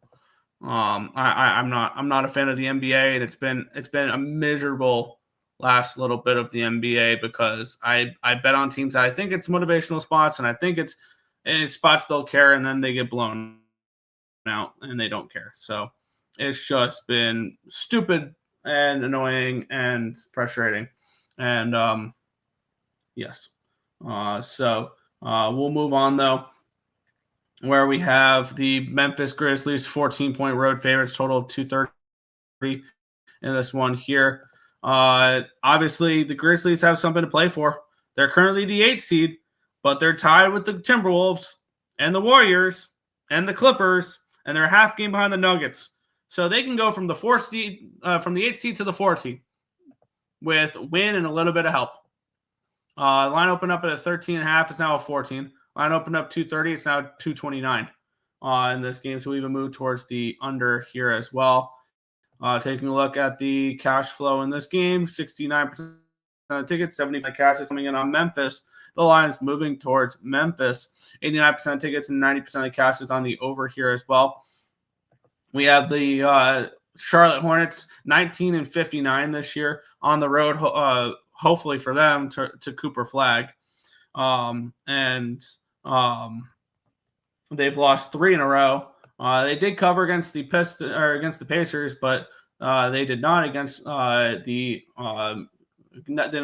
Bulls, and they did not against the Kings, with a 23-point loss against the Kings, a 14-point loss against the Grizzlies. Both would cash the minus 13.5, 14 range for the Grizzlies tonight. Memphis, they're off of back-to-back wins against Detroit and against Miami. They're fighting right now for that top spot. Ja Morant's back and playing. This should be a game where the Grizzlies rout the Hornets. And I feel like this is, I guess, if there is a motivational spot, it is to get out of a play-in, which the Memphis Grizzlies still can do.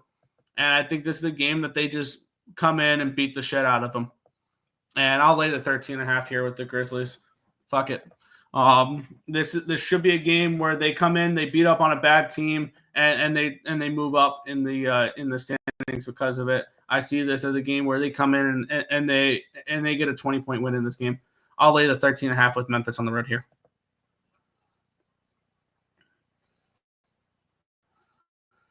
Just in time for the best part of the show. No, you missed it. We just finished up baseball.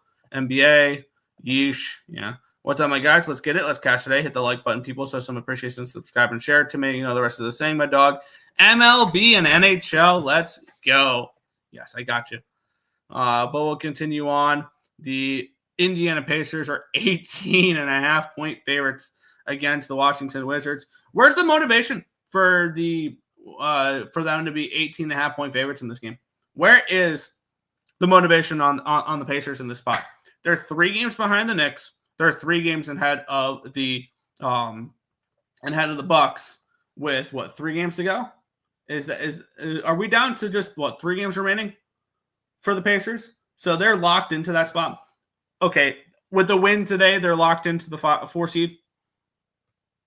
Like, there's really nothing for them to play for, and they get 2 games against Cleveland coming up as well. Why are they this big of favorites? Other than we know Washington is tanking.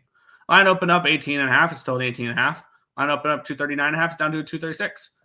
Where's the motivation here? Like, 54% tickets, 51% of cash on the Wizards. Mine's really not moving. 87% of tickets, 85% of cash on the over. I think the Wizards are the play here in this game. How are we not on the Wizards in this game? Is one thing I'm curious. They're off of just bad losses. Maybe this just stay off. They were 19.5-point dogs and still didn't cover against Boston. But that was against Boston. No, there's no way in hell I'm laying 18.5 with Indiana. The only game I'm looking at in this one here will be the only thing I'd look at here in this game is Wizards. It would be Wizards or no bet, but there's no bet here for me. We'll continue on. Cleveland Cavaliers, 12-point favorites against the Bulls. Total 240 in this one. This line's now a 14 for Cleveland. Line opened up to 10.5. It's all the way up to a 14. Line opened up to 38.5. It's now 239. So move towards the over here as well. Another question of where's the motivation? Because we see what?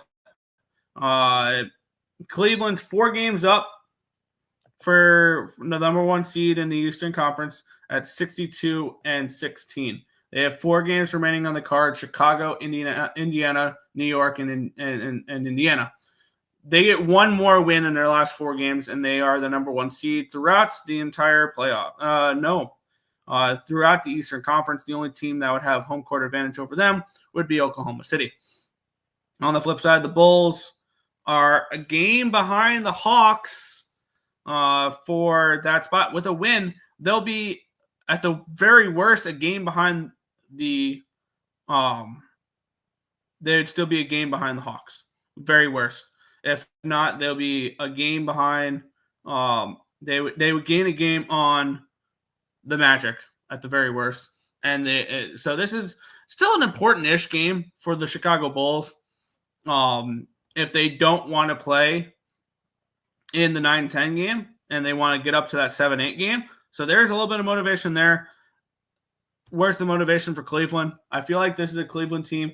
Have they been coasting as of late and we just take the Bulls here in this spot? They're off of a loss. They're not covering as of late. Yeah, I'm going to take Chicago in this game. Getting all the points, trying to fight into the 9 spot. It wouldn't shock me to see Chicago win this game outright. For those interested in that, wow, there's not many places posting lines on this game apparently. Yeah, plus 13.5, minus 110. Sign me up. I'm gonna take the Bulls in the spot in this game, getting all the points against probably they have a little bit more motivation against a Cleveland team that's got really no motivation. They've basically got the number 1 seed locked up. They're coasting at this point. They've not been covering. Cleveland may win this game, but they don't cover 13.5. I'll take the 13.5 here with Chicago. All right, lean Atlanta, B2. Memphis minus. I'm on that. Pass, lean over Indy. Fair. Here we are. We will go on to the next game. The Boston Celtics taking on the New York Knicks. This game's a -1 for the Knicks. Total of 221.5. Let me take a look at the line history in this game and the cash flow. Where this line opened up, Boston -2. It's now Knicks -1.5. Line opened up 221.5, still 221.5. Is this injury related or is this cash flow related? Because this could be Knicks if it is cash flow related. Because and here's the thing, though. These two teams really have nothing to play for. The Knicks are coming in off of back-to-back wins, and it looks like Jalen Brunson's day-to-day. He is probable for tonight's game against the Celtics. On the flip side, Jaylen Brown's day-to-day, Al Horford's out, Holiday's day-to-day, White's day-to-day, Porzingis is day-to-day, Jason Tatum. Honestly, I wouldn't be surprised if they sat a bunch of players in this game, the Boston Celtics, but do any of these teams have any motivation? Because the Knicks, they have 3 games remaining. They're 3 games up on Indiana. They've got the 3 seed locked up. They're not catching Boston. They know where they are. Boston's got the 2 seed locked up. They're not catching Cleveland. They know where they are. I see no motivation for either side. I have no interest in betting this game whatsoever. Lean the Wiz 2+, yeah. Lean Knicks, Chicago plus. Yes, I'm on the Bulls. I'm on the Bulls, and I'm on the Grizzlies so far. This is 1-800-GAMBLER. Move on. I don't even want to give this game my attention, honestly. We have the Nets 3-point favorites, total 214. Your guess is as good as mine. I can give a fuck about the markets. I can care less about what these teams have done as of late. They have no motivation or anything along those lines, and that's what I'm trying to find this late into the season. So, yeah, I have no interest in backing this game whatsoever. We'll move on.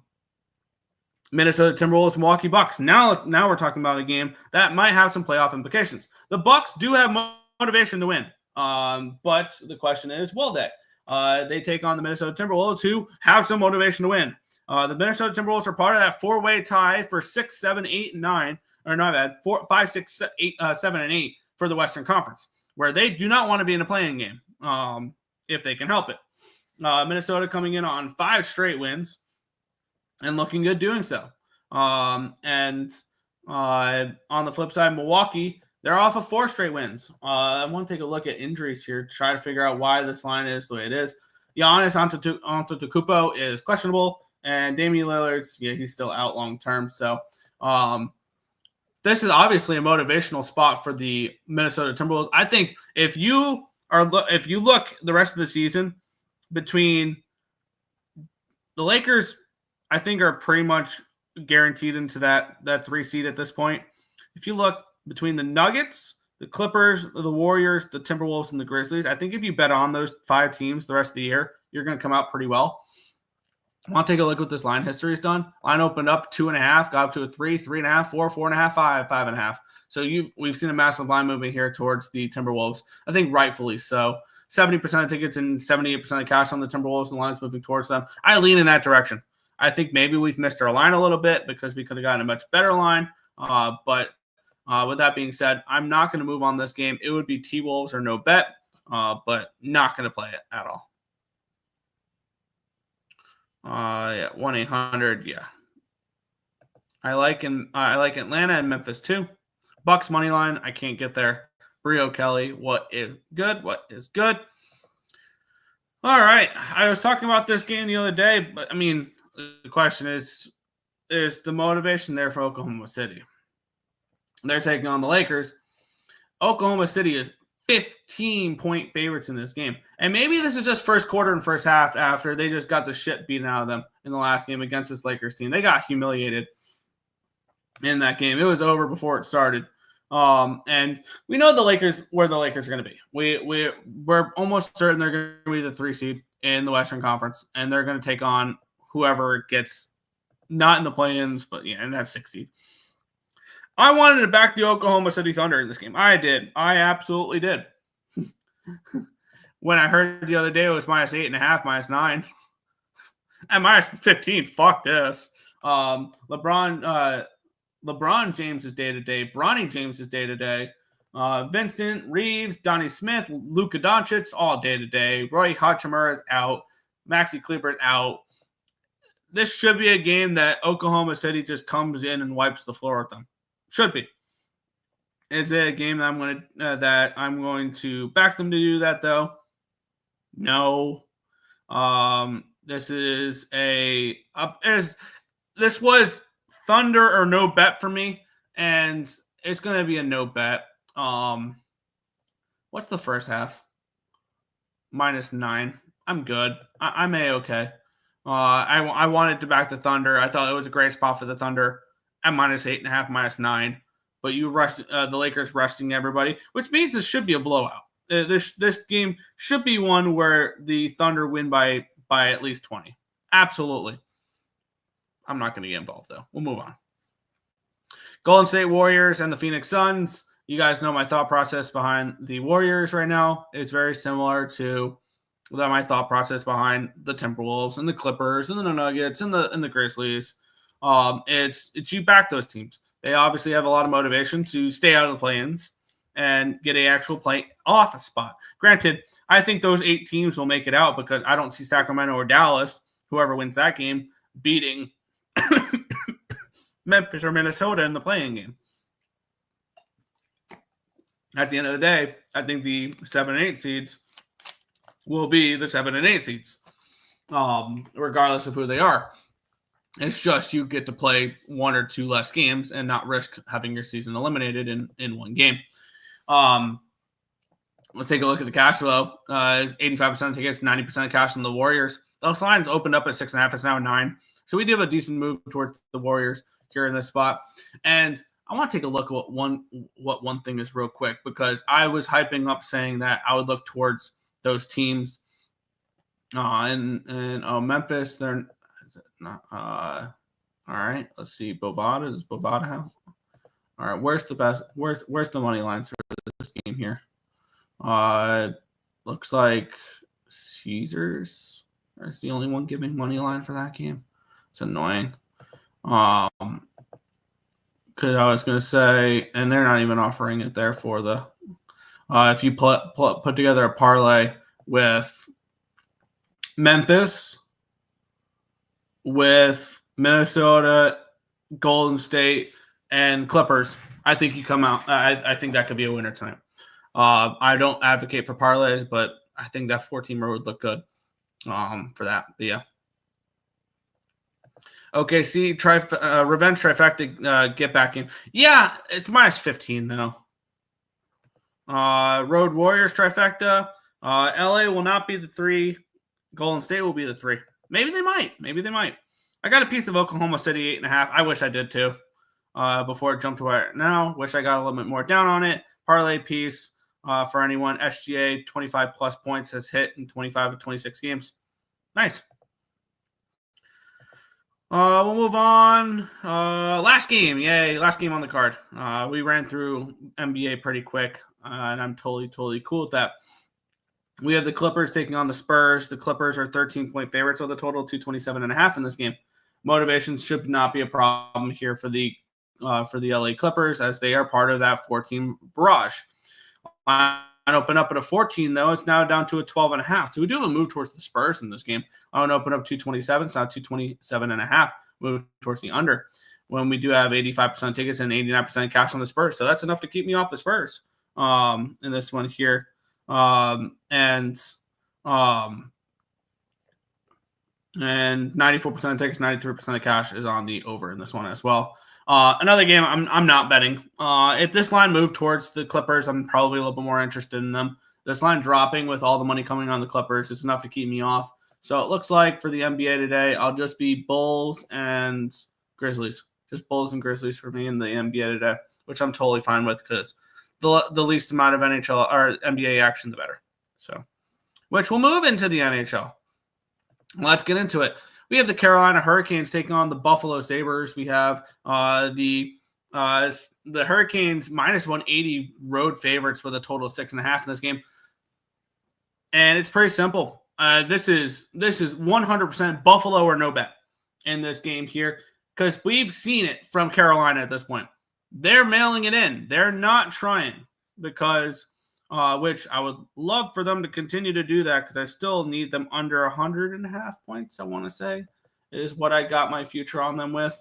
And they are at 96 points with 6 games to go. That's not going to cash unless they go 2-4 in their last 6 games. I believe that's what it was the under 100.5 points for them here. But we have a Buffalo Sabres team that's playing good right now. And is not playing out the strings and is playing good at home. I'm trying to find where's my NHL futures? Did I not? Oh, they're in a spreadsheet. That's where they are. Untitled spreadsheet. Yeah, I want to take a look at what it was. I believe it was 100.5 for the Carolina Hurricanes that I got for them.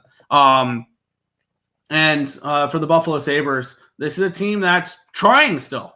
Now, granted, they're not going anywhere, and they're not going to make the playoffs again. But this is a team that you look at their home games as of late: 6-3 against Boston, 3-2 against Tampa Bay. Granted, this will be the third game in 4 days for them.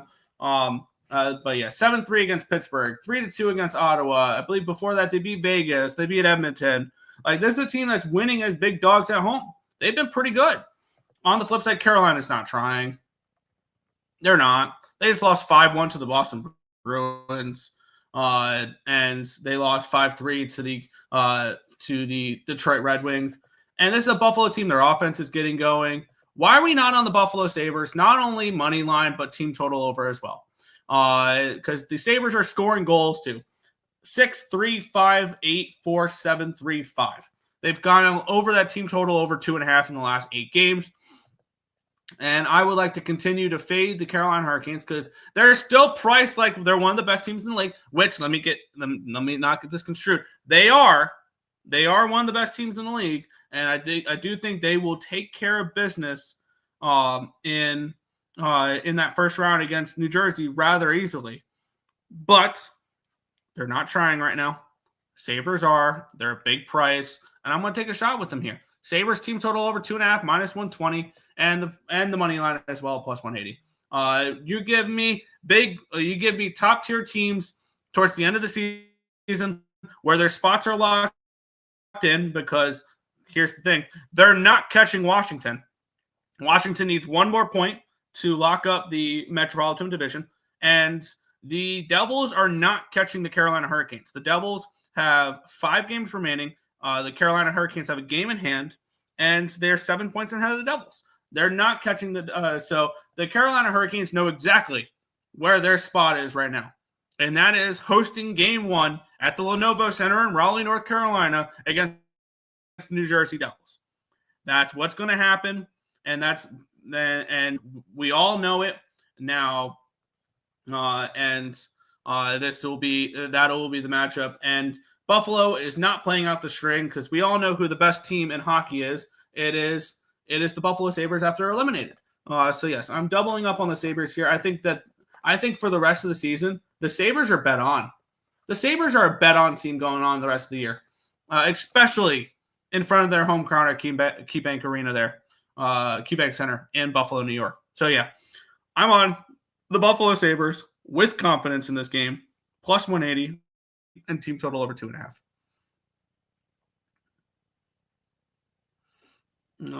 Dare we take the Sabres? Absolutely. Yep. Finally, the coolest part of the show. LAC, but pass. Boo. You boo. Yes. Anytime goal, Tane Thompson. Buffalo first period in the under. Hey, I'll take 3-2. Wait, when did the Devils qualify for the playoffs? They haven't yet. Currently, the Devils are 10 points up on the Red Wings. And the Red Wings have a game in hand. And the Red Wings have 6 games remaining, so the best they can do is 91 points. With the Red Wings loss or a Devils win, they do clinch the playoffs. So they will make the playoffs. The Devils will be fine. As I was saying earlier when everybody was jumping on no playoffs for the Devils, I was saying, hold your horses, don't do that. They'll be fine. So they are going to make the playoffs. And the question is what? And actually, there's not really a question because both teams in the wild card are Atlantic. So they're not being any threatened. There's no threats of anybody passing them for that seed to play the Hurricanes in the first round because the Rangers and the Islanders are both not doing it. So yeah. Just in case, yeah, you're good. Devils will make it because all the other New York teams fell off. I mean, the Islanders, I could have expected that because that core is getting a little older and they were a fringe playoff team to begin with. The downfall of the New York Rangers needs to be studied.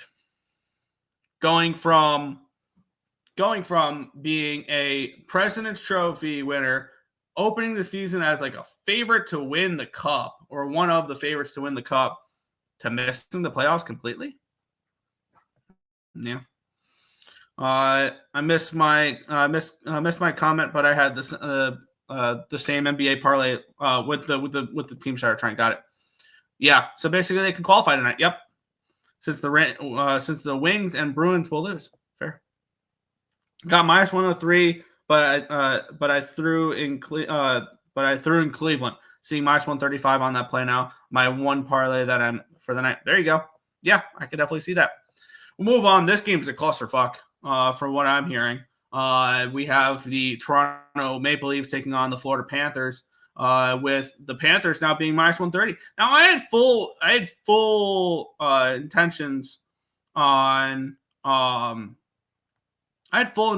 taking the Leafs in this game, and I still might. And I think this is one of those games where I need to look at what the Florida Panthers lineup looks like and what the Toronto Maple Leafs lineup looks like to understand why this line's moving the way it is. I know Sam Bennett's not playing, but here it is. They got Reinhart back. They got Barkov back. So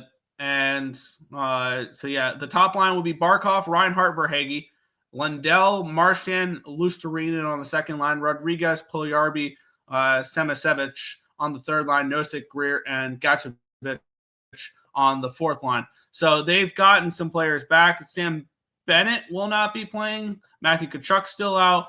Aaron Ekblad's still out. Dmitry Kulikov and Nico Sturm. So it's still no Tkachuk, no Ekblad, no Bennett, but they are getting Barkov back, and they are getting Reinhart back. So there is that. I think that's probably why the line's the way it is. I want to take a look what Toronto Maple Leafs look like, because we know the Florida Panthers that's not a bet on quote here for towards the end of the season. If you're not worried about who you play in the first round, Matthews, Marner, Nyes, Tavares, McMahon, Nylander. Trying to look at they're fully ready to go.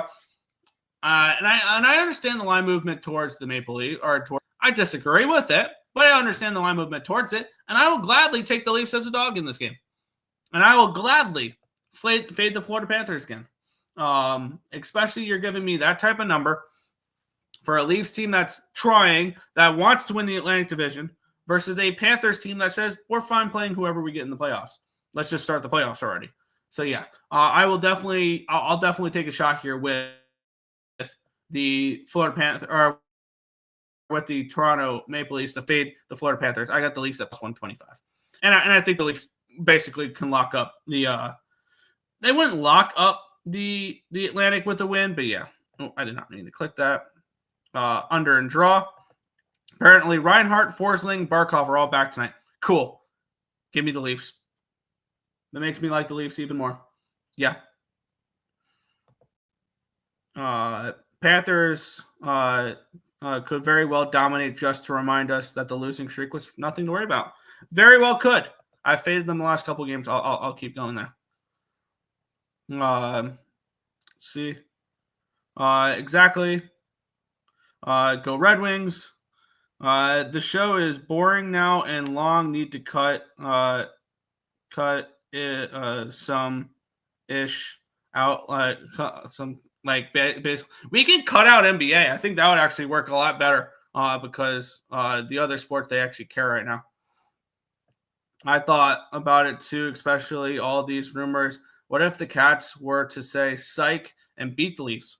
Then I'd be happy, because then my Lightning future to win the Atlantic's back in the mix. But yeah, and just went through the NBA in 10 minutes. Yes, we'll talk about it more in depth when it comes to the playoffs, when players are actually going to try. We'll move on. The Montreal Canadiens, minus 125, total of 5.5 in this game against the Detroit Red Wings. And we have an interesting this is an interesting matchup here because we do have the Detroit Red Wings, who are 6 points behind this Montreal Canadiens team with a game in hand. The Red Wings are not 100% dead yet. And I believe the Red Wings have actually been playing pretty well as of late. They've won 2 in a row. Unfortunately, Montreal's won 5 in a row, and Montreal refuses to lose anymore. They've played a lot of hockey, but they refuse to lose. And I'm almost certain, basically, it's locked in. Montreal Canadiens will make the playoffs. They've won 5 in a row against Florida, Boston, Philly, Nashville. And in their remaining games, which Montreal has 5 remaining games, they will get Detroit, and then after that they play Ottawa, Toronto, Chicago, and Carolina to end the year. So they'll have a couple teams trying, but Chicago, that should be an easy win, and Carolina's probably not trying at that time because they've got all their playoff stuff locked in and everything along those times. Detroit, they have been fighting a little bit. They've won 2 in a row and 3 of the last 4. Their only loss was against a red hot St. Louis Blues team. I backed them against the Hurricanes. I backed them against the Panthers, and I'm leaning towards them against the Canadiens here in this one. It's Detroit or no bet. It's probably going to be no bet for me right now. Both these teams are motivated, but it would be Detroit or no bet. Yeah. Under legit, the Habs have been sturdy AFers when I bet against them. Yes, it's been very frustrating. Yes, no need to talk about regular season basketball now. It's garbage. The product sucks in the NBA. It just plain simply does. We'll move on, though. Minus 245 favorites are the New Jersey Devils, total of 5.5. Obviously, the Devils do have motivation in this game with the win, I believe, locks in a playoff spot. Boston's just been pure fade material, but and then they lost their last game against the Buffalo Sabres. New Jersey coming in on 3 straight wins against Minnesota, and the Rangers. They're coming in off of that nice win against the Rangers, which basically locked up their spot because the Rangers were the team that was chasing the Devils. And I believe the Devils have the tiebreaker over the Rangers. So with just win and you're in if you're the New Jersey Devils. On the flip side, Boston right now is fade or no bet. So the question is, do we want to get involved with the Devils in this game? And I think maybe the way to get involved with it here is maybe just a team total over for the Devils in this game, which is even money for 3.5. I can lean that way. A little too expensive for the Devils in the spot for me, so it's just a lean at this point, but no bet. Ice, where's that 2-team thing you do? There you go. Habs puck line, untouchable. I have a lot of stuff. There you go. We'll move on. The Ottawa Senators take on the Columbus Blue Jackets. The Blue Jackets, they're on life support right now. They have 77 points. They are now 8 points behind the Montreal Canadiens with 1 game in hand on Montreal, but still. And on the flip side, Ottawa's got their spot almost locked in. With a win tonight, Ottawa will make the playoffs.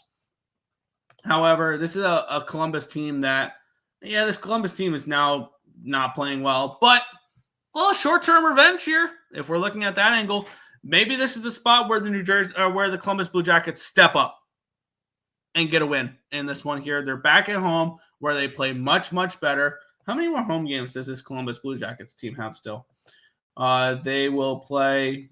They have 1, 2, 3, 4 more home games left. They get Ottawa, Buffalo, Washington, and the Islanders. The Islanders will be the last game of the year for them on the 17th. So we're 9 days away from the end of the regular season. I think CBJ is bet. I think this is CBJ here in this spot. They're back at home. It was an embarrassing loss in their last game. I think they come out strong in this game. And after the 4-0 win, after the 4-0 loss, I think they respond here in this one. I want to back Columbus. I'm going to take them plus 105 over on Fanatics. I think this is a good spot for Columbus to bounce back after getting beat down in that last game 4-0 against this very team. I think that we could see a little bit of a bounce back spot. So, yeah, I'll take a shot here with the Columbus Blue Jackets at plus 105 back at home. I don't want them on the road. I'll back them at home, though. That's fine. Sens and Devils. I'm on the opposite side. Habs money line, Sens money line, both in regulation. Yeah. Oh gosh, there's clinching scenarios. Yes, there are. I believe. Yeah, this win would put Ottawa at 92 points. The best that the Detroit Red Wings can do is 91 points. So a win would clinch the Ottawa Senators a spot in the playoffs. We'll move on. I have not much interest in this game here. We have the Chicago Blackhawks taking on the Pittsburgh Penguins here, minus 205 for the Pens, total of 6 in this game. Do we see any accountability? Maybe from this Pittsburgh team who has already been eliminated. Both these teams are already out, so the motivation I don't think is there really on either side. How fun has it been to watch the downfall of the Pittsburgh Penguins? It's been a blast. The Penguins, the best they can do is they have 4 games remaining. The best they can do is 82 points. So they've officially been eliminated from the playoffs. Chicago has been long gone from the playoffs. They have 54 points in 77 games played. There's better games on the card here. I have no interest in this one here. There you go. I like it, Ice. We'll move on. We have the New York Islanders taking on the Nashville Predators. The Islanders minus 120 road favorites with a total of 5.5 in this game. And just when you think the Islanders are dead, they rope you back in. They're 7 points behind the Montreal Canadiens. They have a game in hand on the Canadiens, so the win, they would be 5 points behind. They got a long ways to go, but they've won back-to-back games now. And I think a Patrick Waugh-led team with a little bit of momentum here can go into Nashville and get a win. You know that this team, maybe they mail it in, maybe they tried. They definitely tried last game. And the only question is this a letdown spot after the Ovechkin game? Or is there no letdown spots until they're mathematically eliminated? Because the Islanders, they have 6 games remaining. And definitely that 6-game losing streak killed them. They have the Rangers on deck. They have the Flyers afterwards. Then they'll have the Devils, who's already clinched the playoffs, or that'll probably clinch a playoff spot by then. They have the Washington Capitals, who's already locked up the mat. And then they have Columbus, who'll probably be out by that time. Is there a realistic opportunity for them to run the table on the way out and still miss the playoffs? Probably. And that's probably a likely case. They probably need to win out if they want any chance at the playoffs. And I'm going to stay off them in this game. I lean towards the Isles in this spot. This team is inconsistent. And I just know that this team, they're going to go like on a 5-0-1 run or whatever the last 6 games here and finish a point out of the playoffs or something like that. It's going to be stupid. It's going to be annoying. Either that or and even if they do, they'll play Washington in the first round, which is what it is. But I have a feeling the Islanders are going to get close enough to still miss the playoffs, but get themselves out of a bad draft pick type of thing here. So probably the Islanders win tonight because the Nashville Predators have nothing to play for. They've been eliminated too. I'm not betting this game though. Leafs will clinch home ice if they beat the Cats and Regs. Canes will. All right. 1-800 Chicago, yeah. No, thank you. I like Payne, lean Nashville first period full game. Another under/draw. I have the draw in the Hawks Pens and Isles Preds with both dogs winning in overtime. Would not shock me to see the Islanders lose that game after they won in the game where Ovechkin broke the goal record. Would not shock me whatsoever. 3 games remaining on the card. We have the Dallas Stars and the Vancouver Canucks. The Stars minus 210 favorites, total 5.5. I want to take a look here. The Stars, they are now 5 points behind the Jets. They still have a game in hand, but they're not going to catch the Jets. So now we start to question motivation. The Vancouver Canucks definitely have some motivation. because they need to basically win out and for Minnesota to lose out in order to make the playoffs over them. Do we really see them show up, though, or are they mailing it in? And do we see enough motivation from the Stars to win cover puck line?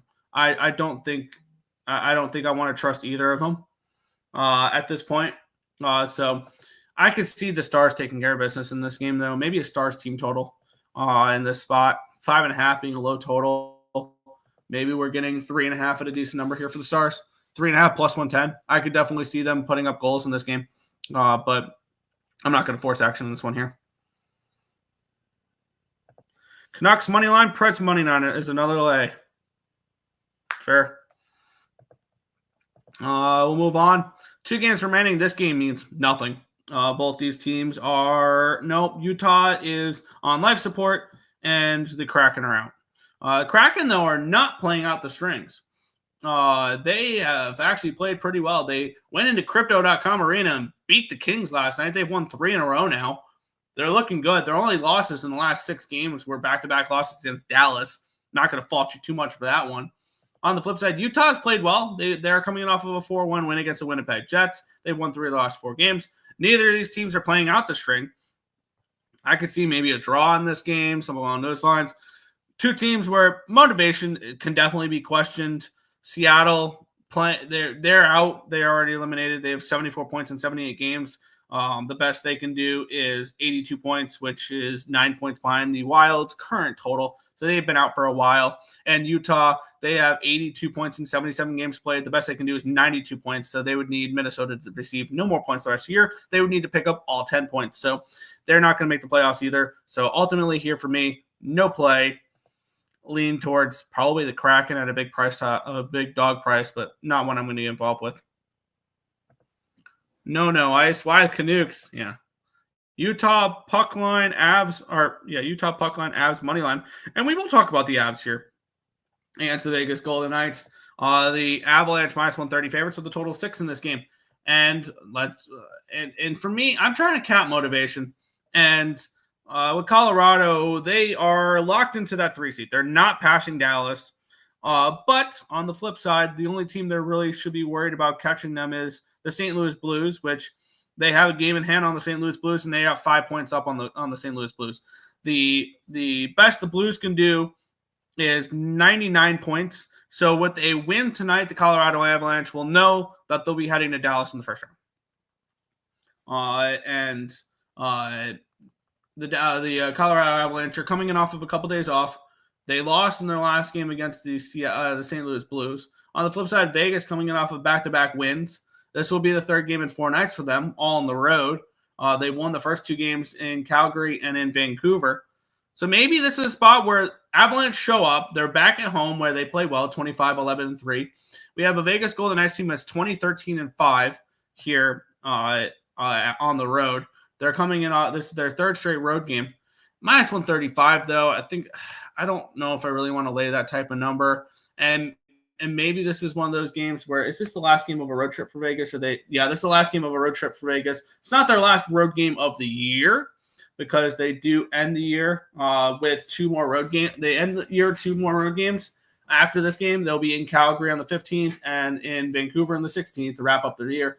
But they'll get 2 more home games. This is the last game of a 4-game road trip. Maybe this is Avalanche minus 1. And we go for a score in this game here. It's plus 185 for the puck line, minus 135 for the money line. So that would be plus 121. Maybe this is Avalanche minus 1 for the score. I'm going to move on that, actually. I'm going to move on the Avalanche minus 1 to close out this card. Plus 121 here in this game. All right, plus 121, plus 121. Yep, in this spot to lock in their 3 seed and then go from there. So, yeah, I'll finish off the card here. Avalanche minus 1, plus 121 against the Golden Knights. Utah Hockey Club in the over. I expect them to smash after last night's Kraken result. Yeah, because, Avs puck line. Double result, Vegas first period and Colorado full game. Fair. Yeah, Stars clinch home ice with the win against the Nukes. Oops. Fair. Can clinch. A few teams have covered or pushed first periods spread against Colorado. That's fair. Robertson, anytime goal. VGK can clinch home ice if they get at least 1 point against the Avs. Fair. I'm glad I bet before seeing the clinching scenarios in my head and screwing with my head. Fair. But that is everything for today's card. If you guys have not already, hit that thumbs up button, subscribe to the channel, turn on post notifications so you guys are notified each and every time we are live here at ESB. But that is going to do it for this one. Want to thank you guys as always for watching, and we'll catch you guys same time, same place tomorrow for another edition of the Earle Sports Bet Show. Good luck, everyone.